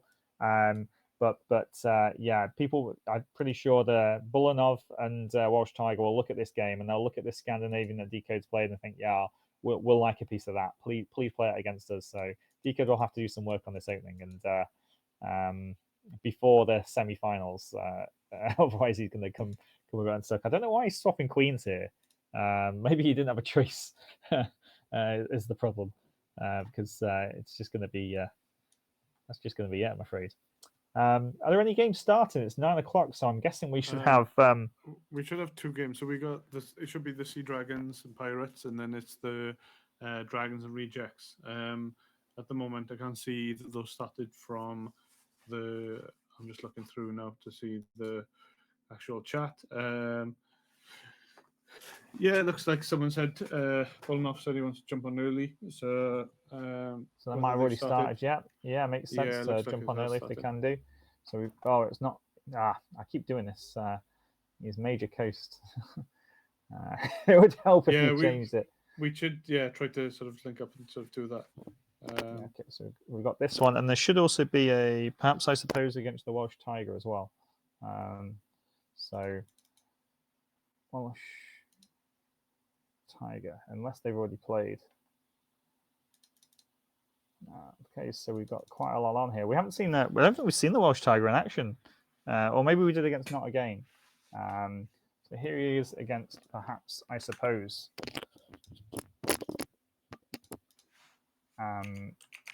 And Welsh Tiger's already through. Is that correct, John? With the Dragons. Yeah, I think so. Let me just have a look through. So I think Sea Dragons and Dragons both through. Looking at the groups, so Dragons are on 9 points. Welsh Tiger is already through. So he's not going to be contested. The Sea Dragons versus Rejects is going to be that's already happened, hasn't it? Sea Dragons Rejects. Yeah, I just think the results haven't been submitted. Okay, so actually this is important because we've got. Sea Dragons Rejects has been thing. It's Sea Dragons Pirates. Yeah, and, so Dragons that's Rejects. probably playing right now. Sea Dragons Pirates. That is the that is this one. Bulanov against Jordan Carroll, and looks like he's got a rook for a knight up, so it looks like he could win this first game. But then we've also got, and this one, we've got the Rejects against the Dragons. So Rejects here is perhaps, I suppose, he has to pull an upset here because he needs Bulanov to either not lose, but he needs to beat the Welsh Tiger in this match to stay in this to try and get into that top tier, and that would be an upset. And he's not doing too badly actually in this position.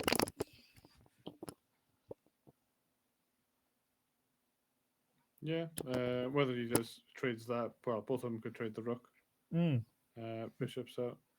Yeah, I mean, let's see how we actually got here because this is some good opening stuff. So we get ahead a typical Queen's Gambit structure that we see very often. And G3 is a bit unusual here. This is not normal, but it's not unheard of. C5 is very interesting, really closing up the structure. You see these pawns can't take each other. So he takes some space by moving this pawn here, but it can sometimes be a bit weak. Giving up the dark square bishop is interesting, and black plays the typical pawn break back. And okay, he's played it very, very boring, shall I say. But okay, we reached this position. White hasn't really tried too hard to win at this stage. Is this their first game or their second game? I'm hoping it's their... Did you say that these two jumped on early, or was it Bulanov that jumped on early? Bulanov was the one that said Bulanov, okay. In the chat, but whether the game did start early, I'm not really sure.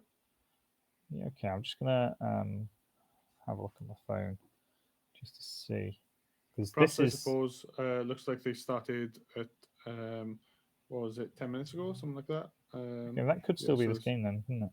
Yeah, could still be this game.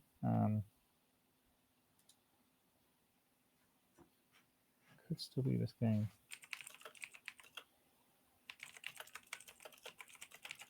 Yeah. So this is the first game. So this is critical for Group A. Then so, I mean, perhaps I suppose is basically very happy here, right? He's not tried too hard to win, but he's definitely not losing yet. Yeah. Black will say that he's got the bishop pair, but I'm going to switch games if that's okay, John, because there's not too much going on here. Yeah. And sometimes you just get this, and fair play, it's good by them. Oh, okay, so this we must have had a result then for Jordan Carroll against Major Coast in the other one against Bulanov. Bulanov was ahead in that one, so I'm assuming that he's won that. I'll just double check. So this is game 2. This is definitely game 2, yeah? It has to be. So, did Major Coast win that first one? They report the results as 2, but I can't see at the moment. Yeah, he did, yeah. Major Coast won it. But I mean, there is, to be fair to Jordan, there is a big rating difference here between Bulanov against Jordan Carroll. And Jordan, I was impressed by his openings. I said that last week. Here his openings not bad at all. But what was this, Karo Khan? Oh no, what? Bulanov played the Scandinavian. What on earth's going on? Bulanov is a diehard. So, for example, the opening that I've been playing for like 30 plus years is the French defense, which is this one. And usually you get white put 2 pawns in the center and then black does this as the start of the French defense. But Bulanov is a diehard fan of the Karo Khan. And when you're a junior player and you want to take the mick out of somebody's opening, the Karo Khan was very easy to take the mick off because you called it the Karo Can't. He loves this opening. This is his favorite opening. So I'm absolutely shocked that he's gone for a Scandinavian here with just d5 straight away. So that's the trade, is it? And then you get the queen. Yeah, I mean, okay. In the previous game, we saw knight f6, which is a bit of a different one because white could defend the pawn with the pawn, and then it gets a little bit tricky. The queen comes out, and maybe he's just trying a different opening here and going for a bit of activity. But Jordan Carroll's played this pretty sensibly, actually. He's gone after this bishop with these knights. These knights chase this bishop around all over the place, and he's taken it, but he traded it for traded the bishop for the knight. Yeah, I mean, this rook's got an open file, but it's like a bit of a useless open file because he's never taken this pawn when it's defended by another pawn. It's just basically an equal position. And I must say, John, we've switched games, but this game isn't terribly exciting either. I mean, we're waiting for them to spice up, and this is sometimes how it goes, though, when we get to the pivotal moments in the matches, right? People don't start to be as expressive with their play or aggressive. They start to maybe be a little bit more tighter, a little bit more, not defensive, but maybe more solid, shall I say, is probably the best one. Okay, well, flicking back to Pedrada versus Decode. And hang on a minute, how did Decode get back into this? Wasn't Decode a piece down? That's not my memory, is it? Decode was a piece down in this game. I'm pretty sure he was. But... He definitely was. So what happened is, so queen takes queen, pawn takes, knight h3, knight here. He pins... Oh, Pedrada makes a mistake. This is the type of stuff that we pay. This is what you pay for when you watch the stream, right? This is exactly it. A mistake by the international master. He's not going to like this at all. He is going to be furious with himself. And I'm telling you now, I can imagine what his face would be like. Here, the knight comes out to attack the bishop. Pedrada tries to think, I'll be clever, and I'll pin the knight to the rook. Big mistake, because after he takes the bishop, takes the rook, you think, oh, brilliant. Pedrada's gone up there, but no, there's a sting in the tail, and it's this fork at the end that he's missed. And check. Check. So it forces it to take the other rook. Yeah, and so he's actually lost a piece in that transaction. Luckily, though, he's been able to win this pawn, and he's having to win this game all over again. The game was dead and buried. Piece up. Yeah. You don't need to think too hard. But okay, the problem is that. Go on. Was he just keeping that rook there? Though sort of was it f8 just because of checkmate? Because if he takes that out without moving the pawn there to this one here? G6. Yeah. Has he been keeping it just to protect the king there, or is he like a little bit? I mean, obviously he could bring it out, but he couldn't bring it any further. You're right, because of the checkmate on the back rank. So he's played G6 first, but sometimes it's not clear where you want to put the rook. You put it somewhere it gets attacked. Or he probably wants to also bring the rook to this square to attack this pawn on A3 as well. But I mean, to be honest, I think he also knows that against Pedrada, even in this position, he might have won the piece back. But these two pawns, connected pawns that are both passed coming down the board, very difficult to stop. But what's really bad is he's losing on time. Yeah, Like he's lost the game, but it's probably a closer game, or he at least could have pulled up a draw, maybe. well, yeah. I mean, I don't think that the time didn't help, but I think he was being outplayed there. But I mean, you even look at this, like this pawn here just gives him some chances. So, for example, if this knight, the problem is this pawn's queening at the moment, but if this knight was maybe a bit closer to the white king, you got some kind of ideas of taking this with check, and some things start to happen. But I don't think Pedrada would have allowed that, because as soon as he lost that piece, he would have been furious, and he would have switched his brain on to full on 100% mode again, and not allowed a single shred of counterplay. But Deco just showing there that piece down, he's he wins it back, forced the mistake from Pedrada, and I'm looking forward to their rematch. In fact, is that it for those two? This is these two done, right? Yeah. But so 2-0 to the wow. Yeah, I think that game is gonna stay as it is, the results, but it looks like it's sort of moving forward, and then it's just focusing on Group A now. Yeah, is what we do. Well, we'll see more of Decode and Pedrada, won't we? Next week we'll see more of the other two as well, but they'll be in the lower bracket. So yeah. Okay, so we've got Jordan Carroll against Bulanov again, and okay, so this knight's just come here. There's some queen exchanges that can happen, but this knight is threatening this pawn. So it's equal material here, but Bulanov won the first game, so he's okay with a draw. Look at the time he's used, though. He's barely used any time. Yeah. That's I find that crazy, where they've got this far into the game and they've used like hardly anything. Yeah, I mean, to be honest, I'd probably tell him off for that, because he's playing against somebody who he's, from a rating perspective, should be able to outplay, and actually he's not that far ahead. He's got a better piece play, because he's going to be able to invade on this square now if he wants. Like when this pawn on f2 was attacked by the knight, the rook came across to defend it. But does white really want their rook here? This rook's not very well placed, but maybe just didn't have a choice there. It was either lose the pawn or put the rook there. But I would have tried to find a more active way to defend that pawn. So, for example, if we're looking at here, so rook here is just a bit boring to me. So what he could have done instead maybe is, so if we do rook takes, or maybe let's just do rook e1 just to show the point. I'm trying to be active, and I do not want to be defensive. So here, if he takes the pawn, this now gives me the opportunity to attack the knight.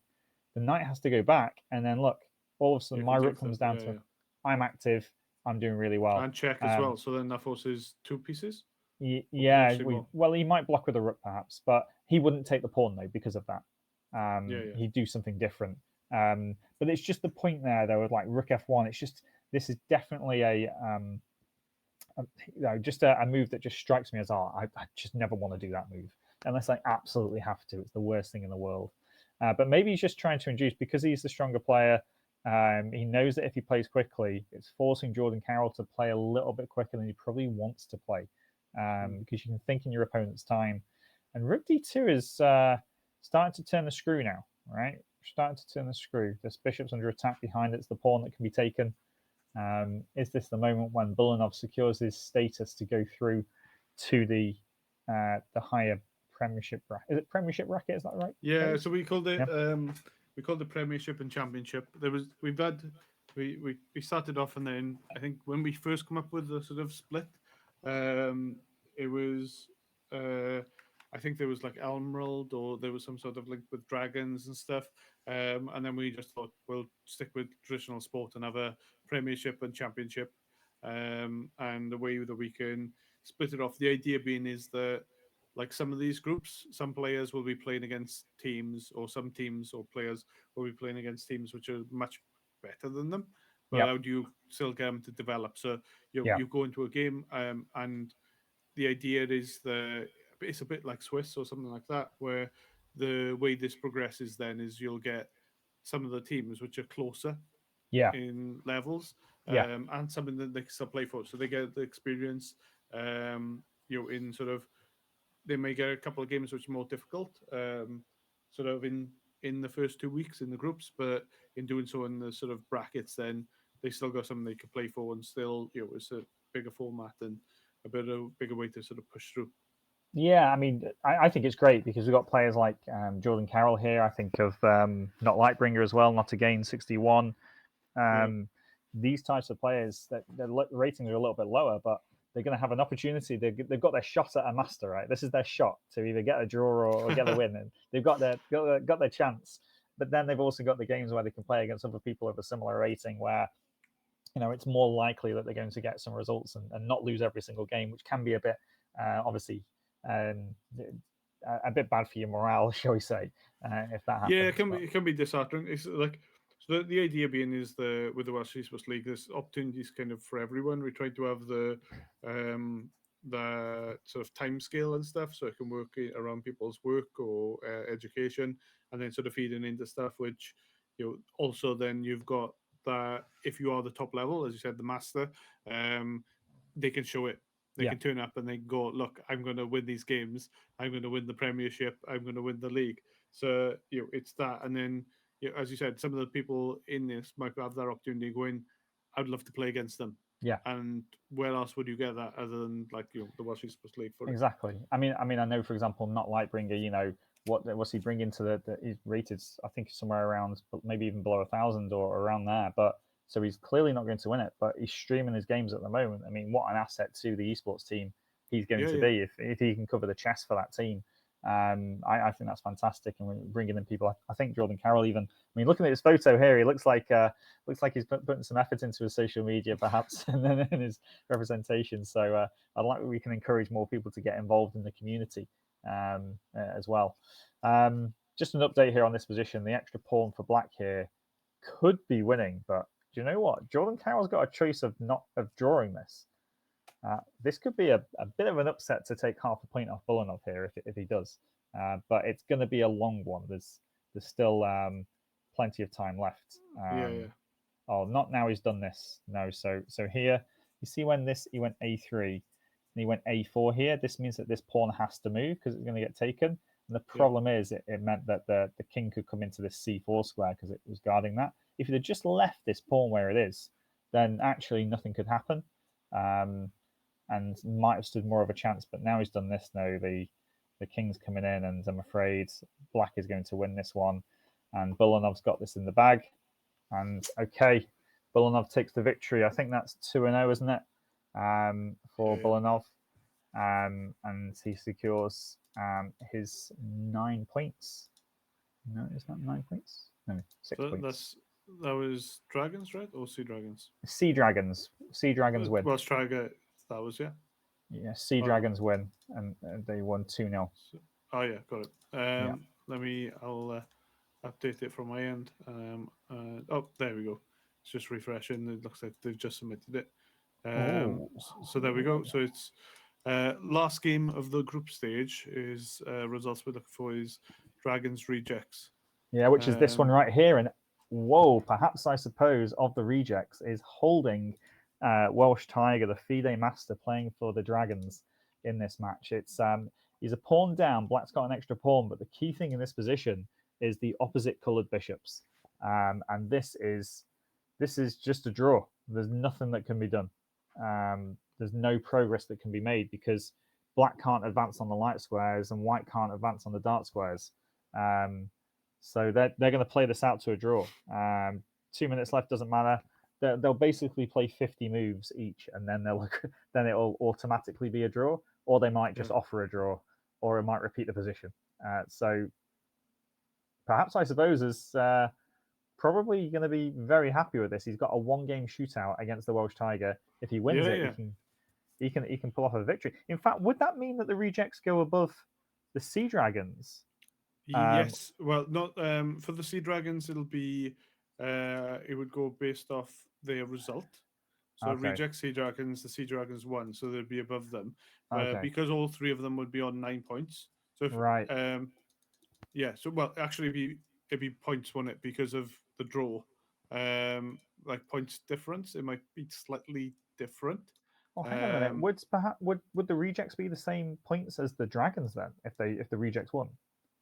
Yeah. So they'll be the same as the Dragons. They'll be under the Sea Dragons, but because they're playing the Dragons, then they would go above the Dragons. So it would be Sea Well, Dragons, no. Rejects, and then Dragons. No, it wouldn't, because they've got a three-way where they each beat each other. Because the Dragons beat the Sea Dragons beat Rejects, the Rejects would beat the Dragons. Yeah, so it'd go off points. It'd So, have to go off so points. if this is if it's a draw, then Yeah. that would be 1 point difference. So it would mean that yeah, we'd have to look at for and against stuff. So yeah, we'll go back to the boards for calculations and see. But looking at it, the Dragons haven't had anything against, so they're 5-0. So yeah, probably the Dragons then would stay in there as the draw. But yeah, well, I guess we'd see how this game goes now as the final game of the group stages. I just wanted to cause you a headache, John. So I'm gonna have to root for the Rejects here, and perhaps I suppose just that's the only thing. Yeah. Work it through, but I think looking at if it's a three-way tie, then it'll go on points. So it'll be the comeback stuff. Yeah, and so because it was a draw in this match, because the Dragons beat the Sea Dragons 2-0, but the Sea Dragons beat the Rejects 2-0 as well. Yeah. Then if the Rejects only win 1.5-1/2, it's not going to be enough based on game points, is it? So. They can get it can be sort of kudos to say they got that 1 point. Yeah, it is. Got that game from them. But yeah, it's yeah. Well, I mean, it would be a massive upset actually if perhaps I suppose in the Rejects, really nice guy as well, and probably not as active in the chess scene as the Welsh Tiger for quite a few years. I mean, the Welsh Tiger, for example, next week I know. Is actually going to be playing from where's the tournament taking place? They're actually flying away to play in the European Club Cup tournament. Oh wow! Cool. Which is European Club Cup. So he's going to be playing from from a different country. I think I also know that Bullinar's also going to be playing from another country as well. So do you get a lot of the way it works? Is it like a Welsh national team that will go out and play, or is it kind of just Welsh players that will enter in like a European tournament and then sort of play from that avenue? Yeah, so there's lots of different ways to play abroad. Probably the main thing to play in that the Welsh Chess Union selects players for is the Olympiad, which is the world team event for countries. That takes place next year.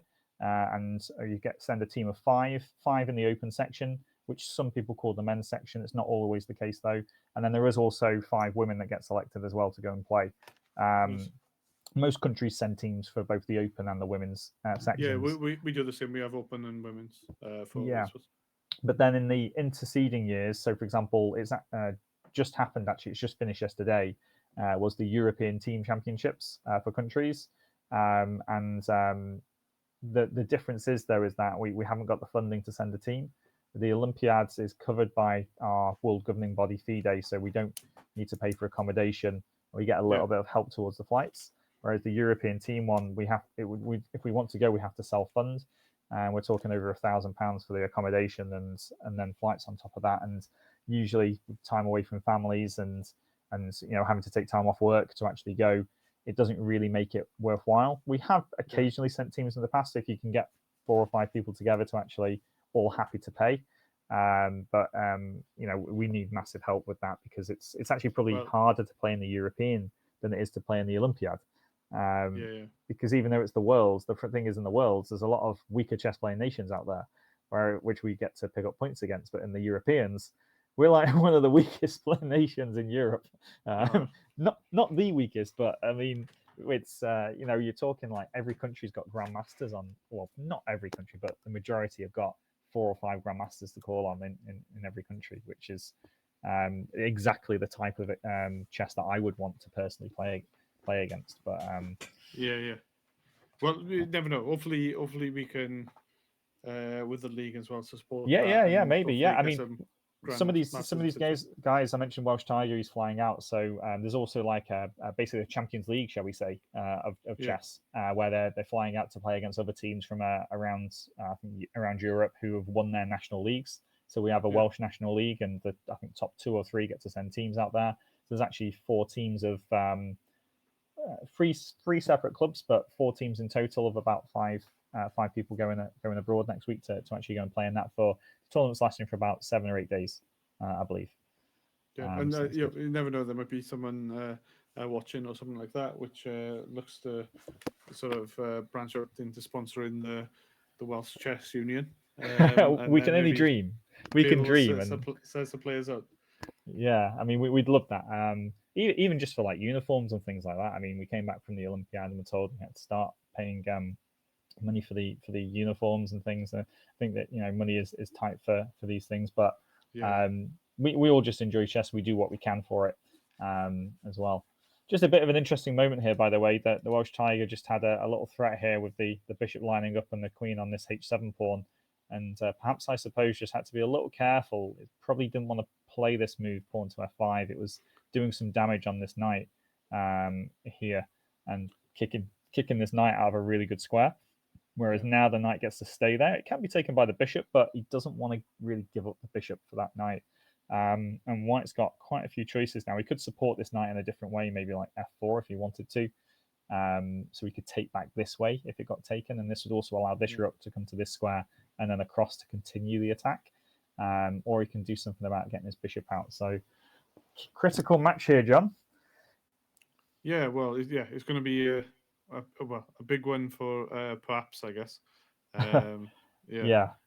Because even from this side, would you not like that pawn on f5? Would you not try to get it off with like something from g2 to g4? I love the way that you're thinking, because you're absolutely right. Obviously, if they're going to take it, then g2 to g4 makes a lot of sense. The problem is he's going to see that and he's not going to take it. And the problem is it's a case of, well, what happens after that? So if you play g2 to g4 and he doesn't take it, you're actually threatening to win the pawn technically, but you've also just exposed your own king as well. So all he needs to do is find a way of defending this pawn, which he can probably do with the queen, actually. Although maybe that queen there would not be so good. What about queen? So queen to white queen to f7.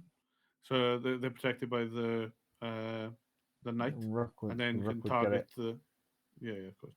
No, that's what he's looking for. I mean, g2 to g4 is the type of move that this is like what we would describe a player as mad hacker kind of chess. Right, that sounds about right for me. And actually, there's many people that would play, especially online. We'd definitely be playing moves like this. But actually, it's also, you've got to associate the risk associated with a move like this. You're exposing your own king. If it doesn't work, then you've just exposed your own king. You've already got an attack. Your attack's already there. Your attack's already good, but you don't necessarily need to go over the board with it. When you go for g2, g4, you're basically saying, I have a massive attack, but I could lose the game. And many chess players, we don't like that risk. We're trying to reduce that risk as much as possible of how we can lose the game. G4, this move increases the amount that we could lose the game. It also increases that we could win the game in the next few moves.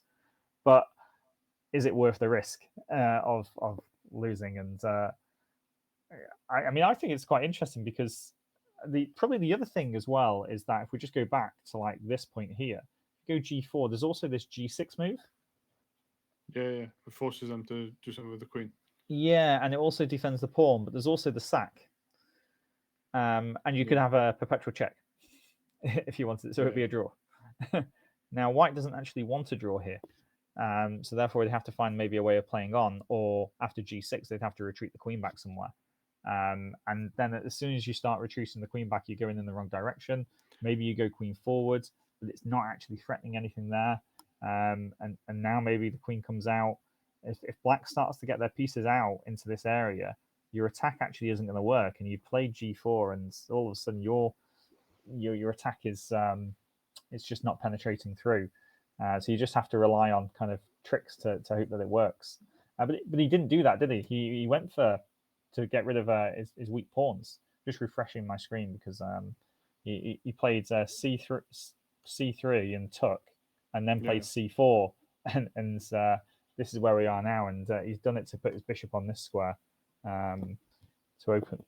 Actually, bishop b2 is a bit weird actually, because he's really hoping that this takes here so we can move this pawn out of the way, so this bishop has a big diagonal. But I'm not so sure he's done the right thing there. Black's going to start to get his pieces out here. Could we have the first Armageddon? Oh, we haven't had one yet, have we? We have not. So, but this would need to end in a draw. It would, and we'd be here till 10 o'clock. Well, yeah. We'll see. we'll see. We'll see. The only thing I'm not keeping the track of here, John, is what's going on in the chat. And I've got chat up. So if you see me looking around, I've got chat up on one end. I've got Discord on the other end. So good. Okay. It's to be fair, quite polite. Everyone seems to be quite polite. There's not been too much sort of background banter or sort of any issues. Well, fair enough. Which is good. Well, I don't mind any banter at all. But that's if they've got any questions. Usually, I like to try and answer as many questions as possible from the chat, and if they've got questions about the chess or questions about the format or anything like that. But I have to sort that out for next week. Make sure we get that covered. Yeah, it gets to these points though, John, where we've got just this one game left. They've got plenty of time here to think. This is the critical game. This is the one that we've been waiting up for. And do you know what? I was expecting the groups to be clearer. Actually, I thought we'd be all done and dusted by this point. I guess means we've got time. I guess we can run through sort of the groups and sort of see what your thoughts are. And it's kind of how you expected. Like I know you mentioned before today, it was likely we'd see dragons top in that group. Kind of the results kind of be expected for Group B, and sort of seeing how that would sort of progress. So, is this kind of how you saw it from your side? Like obviously, Arthas, unfortunately, the player wasn't able to compete. So the results there, we weren't able to see them play. But from the sort of the goats with Lightbringer, having Tukamoon playing, but they're finishing sort of. Both of those I thought played quite well. Pit Ponies was Tutankhamun. And it was his match against Decodes that took center stage last week. Really, that they played a fantastic match. That could have gone either way, right? So you're looking at that. That would put Pit Ponies on 9 points. That put Wizards on 9 points. But have Wizards just replayed the match against Wolfhounds?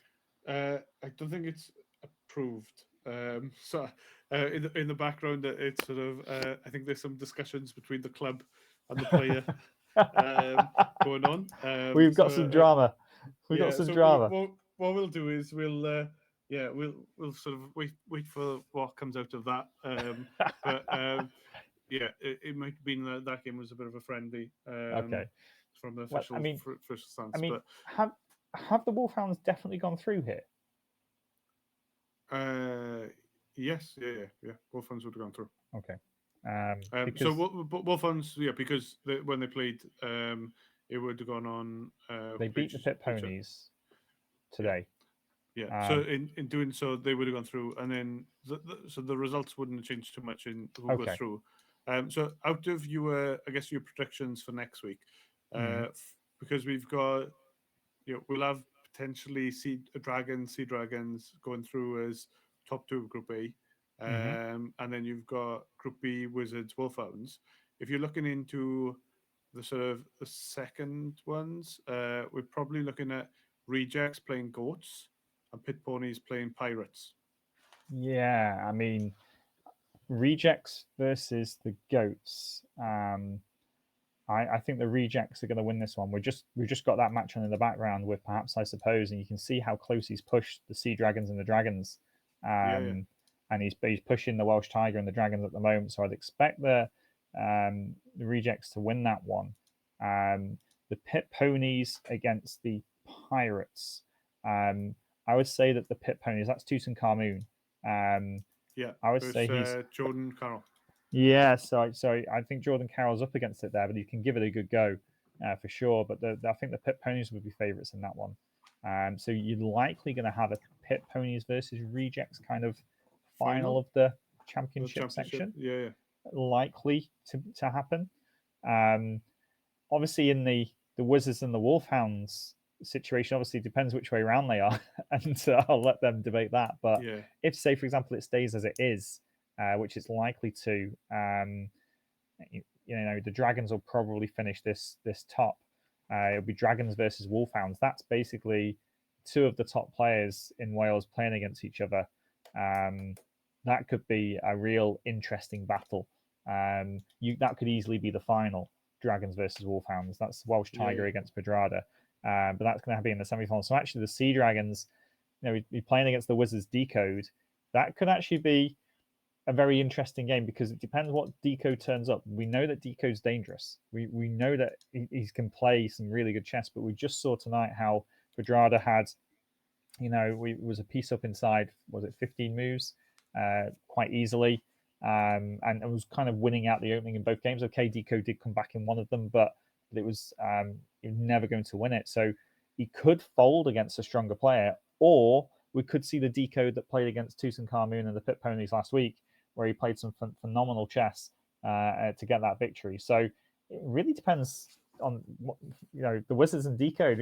He's played an extra match tonight, which maybe has caused some drama, which is great.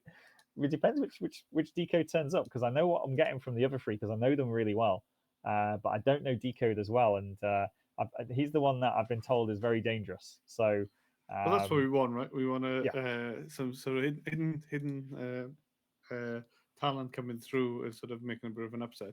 It's going to be interesting to see, especially if that, unfortunately, that's just the way the brackets fall. So if it does go that, and we might have the stronger game then going in one of the semi-finals than the other. And that's just how it is, that is how it is, and seeing how that will go through. But it will be interesting to see that game and how that develops then, and maybe we'll get some Armageddon games. We hope. I mean, are we hoping for this one? So that one's finished. That one's finished. This one's still going. This is the one that's still going. Let me just change my where my camera is, though. Otherwise, there we go. Over there. So this is the one that's still going. So if this ends in the draw, we're gonna have our first Armageddon, and we'll be here till tomorrow, which is all fun. What has happened in this game since then? Hang on, I just need to do a count of the pieces here, John. Look at the time now. Yeah. Time's running out. Therefore, perhaps Black up 2 points as well. No, White's up the one that's up 2 points. Oh, sorry. White, yes. Sorry. Yeah. White, yeah. No, it's easy to get that wrong because you look at what's been taken and you think, well, there's 2 extra black pawns there, but it's actually White's that. Look at the board and you can see that it's these 2 pawns that are actually in the center, though. So they're not like if they were next to each other, like if this pawn was like back here and they're next to each other, they'd be really, really strong. But with them being on the same line, doubled, Black's likely to win one of them back. I mean, he can, for example, if the knight wasn't attacking the queen, he could take this one immediately with the bishop and knight. So he's going to win one of them back. So it's only going to probably be likely to be 1 pawn up for White. But it's more the activity of White's pieces that I'm worried about. The bishops are looking through the pawns at the moment. The knight's using one of the pawns as an outpost. That's quite dangerous for Black to have. But I can't see a knockout blow at the moment. So the Welsh Tiger is going to have to work this. The danger is that, for perhaps, I suppose, is... Oh, did they just repeat moves then? No, I don't think so. They did. They repeated moves. Going from here to here. Knight. And this knight and the queen went back from here to here. If they draw, we've got an Armageddon. If they draw, we have an Armageddon. John, we can hope, right? Be the first one. The first and then one. they get 5 minutes each, yeah? 5 minutes each, but no increment is the key thing. Here they get an extra 5 seconds per move. 5 minutes each, no increment. That time goes quick. And so once you've lost it, it's gone. Obviously in an Armageddon, White has to win. which would be perhaps, I suppose, so we'd be up against it because some people prefer to be black because even if you draw as black in an Armageddon, that means you still win and get the point. So I think Welsh Tiger maybe not too bothered about going into Armageddon, but actually he's just played Bishop C1 to avoid the repetition because he knows that he's better here. So he's just turning the screw at the moment. And look at that time tick down. Again, like this is the same sort of thing, which like that would be, he's not going to take that because the bishop, but I would have thought it would be a pawn from what was it? He's moved the castle up, but G2 to G4. Yeah, but the problem is though, because of the time, he hasn't had time to calculate the repercussions of winning this pawn. Perhaps, I suppose, took this pawn, which is great, but he maybe didn't quite see this rook coming down to e7. He maybe thought it was coming down. Oh, what? Is that a blunder? Oh, no. The knight is guarding the square on e8, thankfully. Whew. I was a bit worried about him then, but this rook has invaded on the second rank, and this black's pieces are kind of spread here. I'm looking for a knockout blow. Change the rook to, was it D1 to E1? Yeah, he could double up. He could double up. Yeah, he could do. But I was looking for something more aggressive. Yeah, he's pushed this pawn. So the rook takes the pawn. What happens next? Oh, I've seen it. That is beautiful. Absolutely beautiful tactic. 50 seconds left, perhaps, I suppose. What's he going to do? He's just heard you go, I've seen it. So he's there going, what haven't I seen? He might have done. He might have heard that I've said I've seen it. But if he's listening to us, he's also going to be distracted while he's only got 30 seconds left. True. So it's probably a bit of a hindrance rather than a help. But he's really struggling in this position right now. Oh, his time is going. He's taken that knight. I think white can... Oh, no, we can't win a piece. Oh, he can win a piece here. I think that could be game over. Yeah, he couldn't take back, and I think he just takes the bishop now, and white's got the extra bishop. And that would be plenty for this game. And then white can drop in check. Force check. Yeah, he can't do that. That's it. Okay. That's it. Bishop check. King to the corner, and it would have been checkmate. And the Welsh Tiger takes the victory. We go on again. So this is how the game would have finished. We go on again with no Armageddon games so far. No Armageddon games at all. But it's been some good games tonight. Like they kind of, a lot of them have gone the sort of the way to be expected, let's say. But yeah, they have been quite good, some good games. And yeah, sort of seeing how it's developed over the tournament, and just putting in the final scores.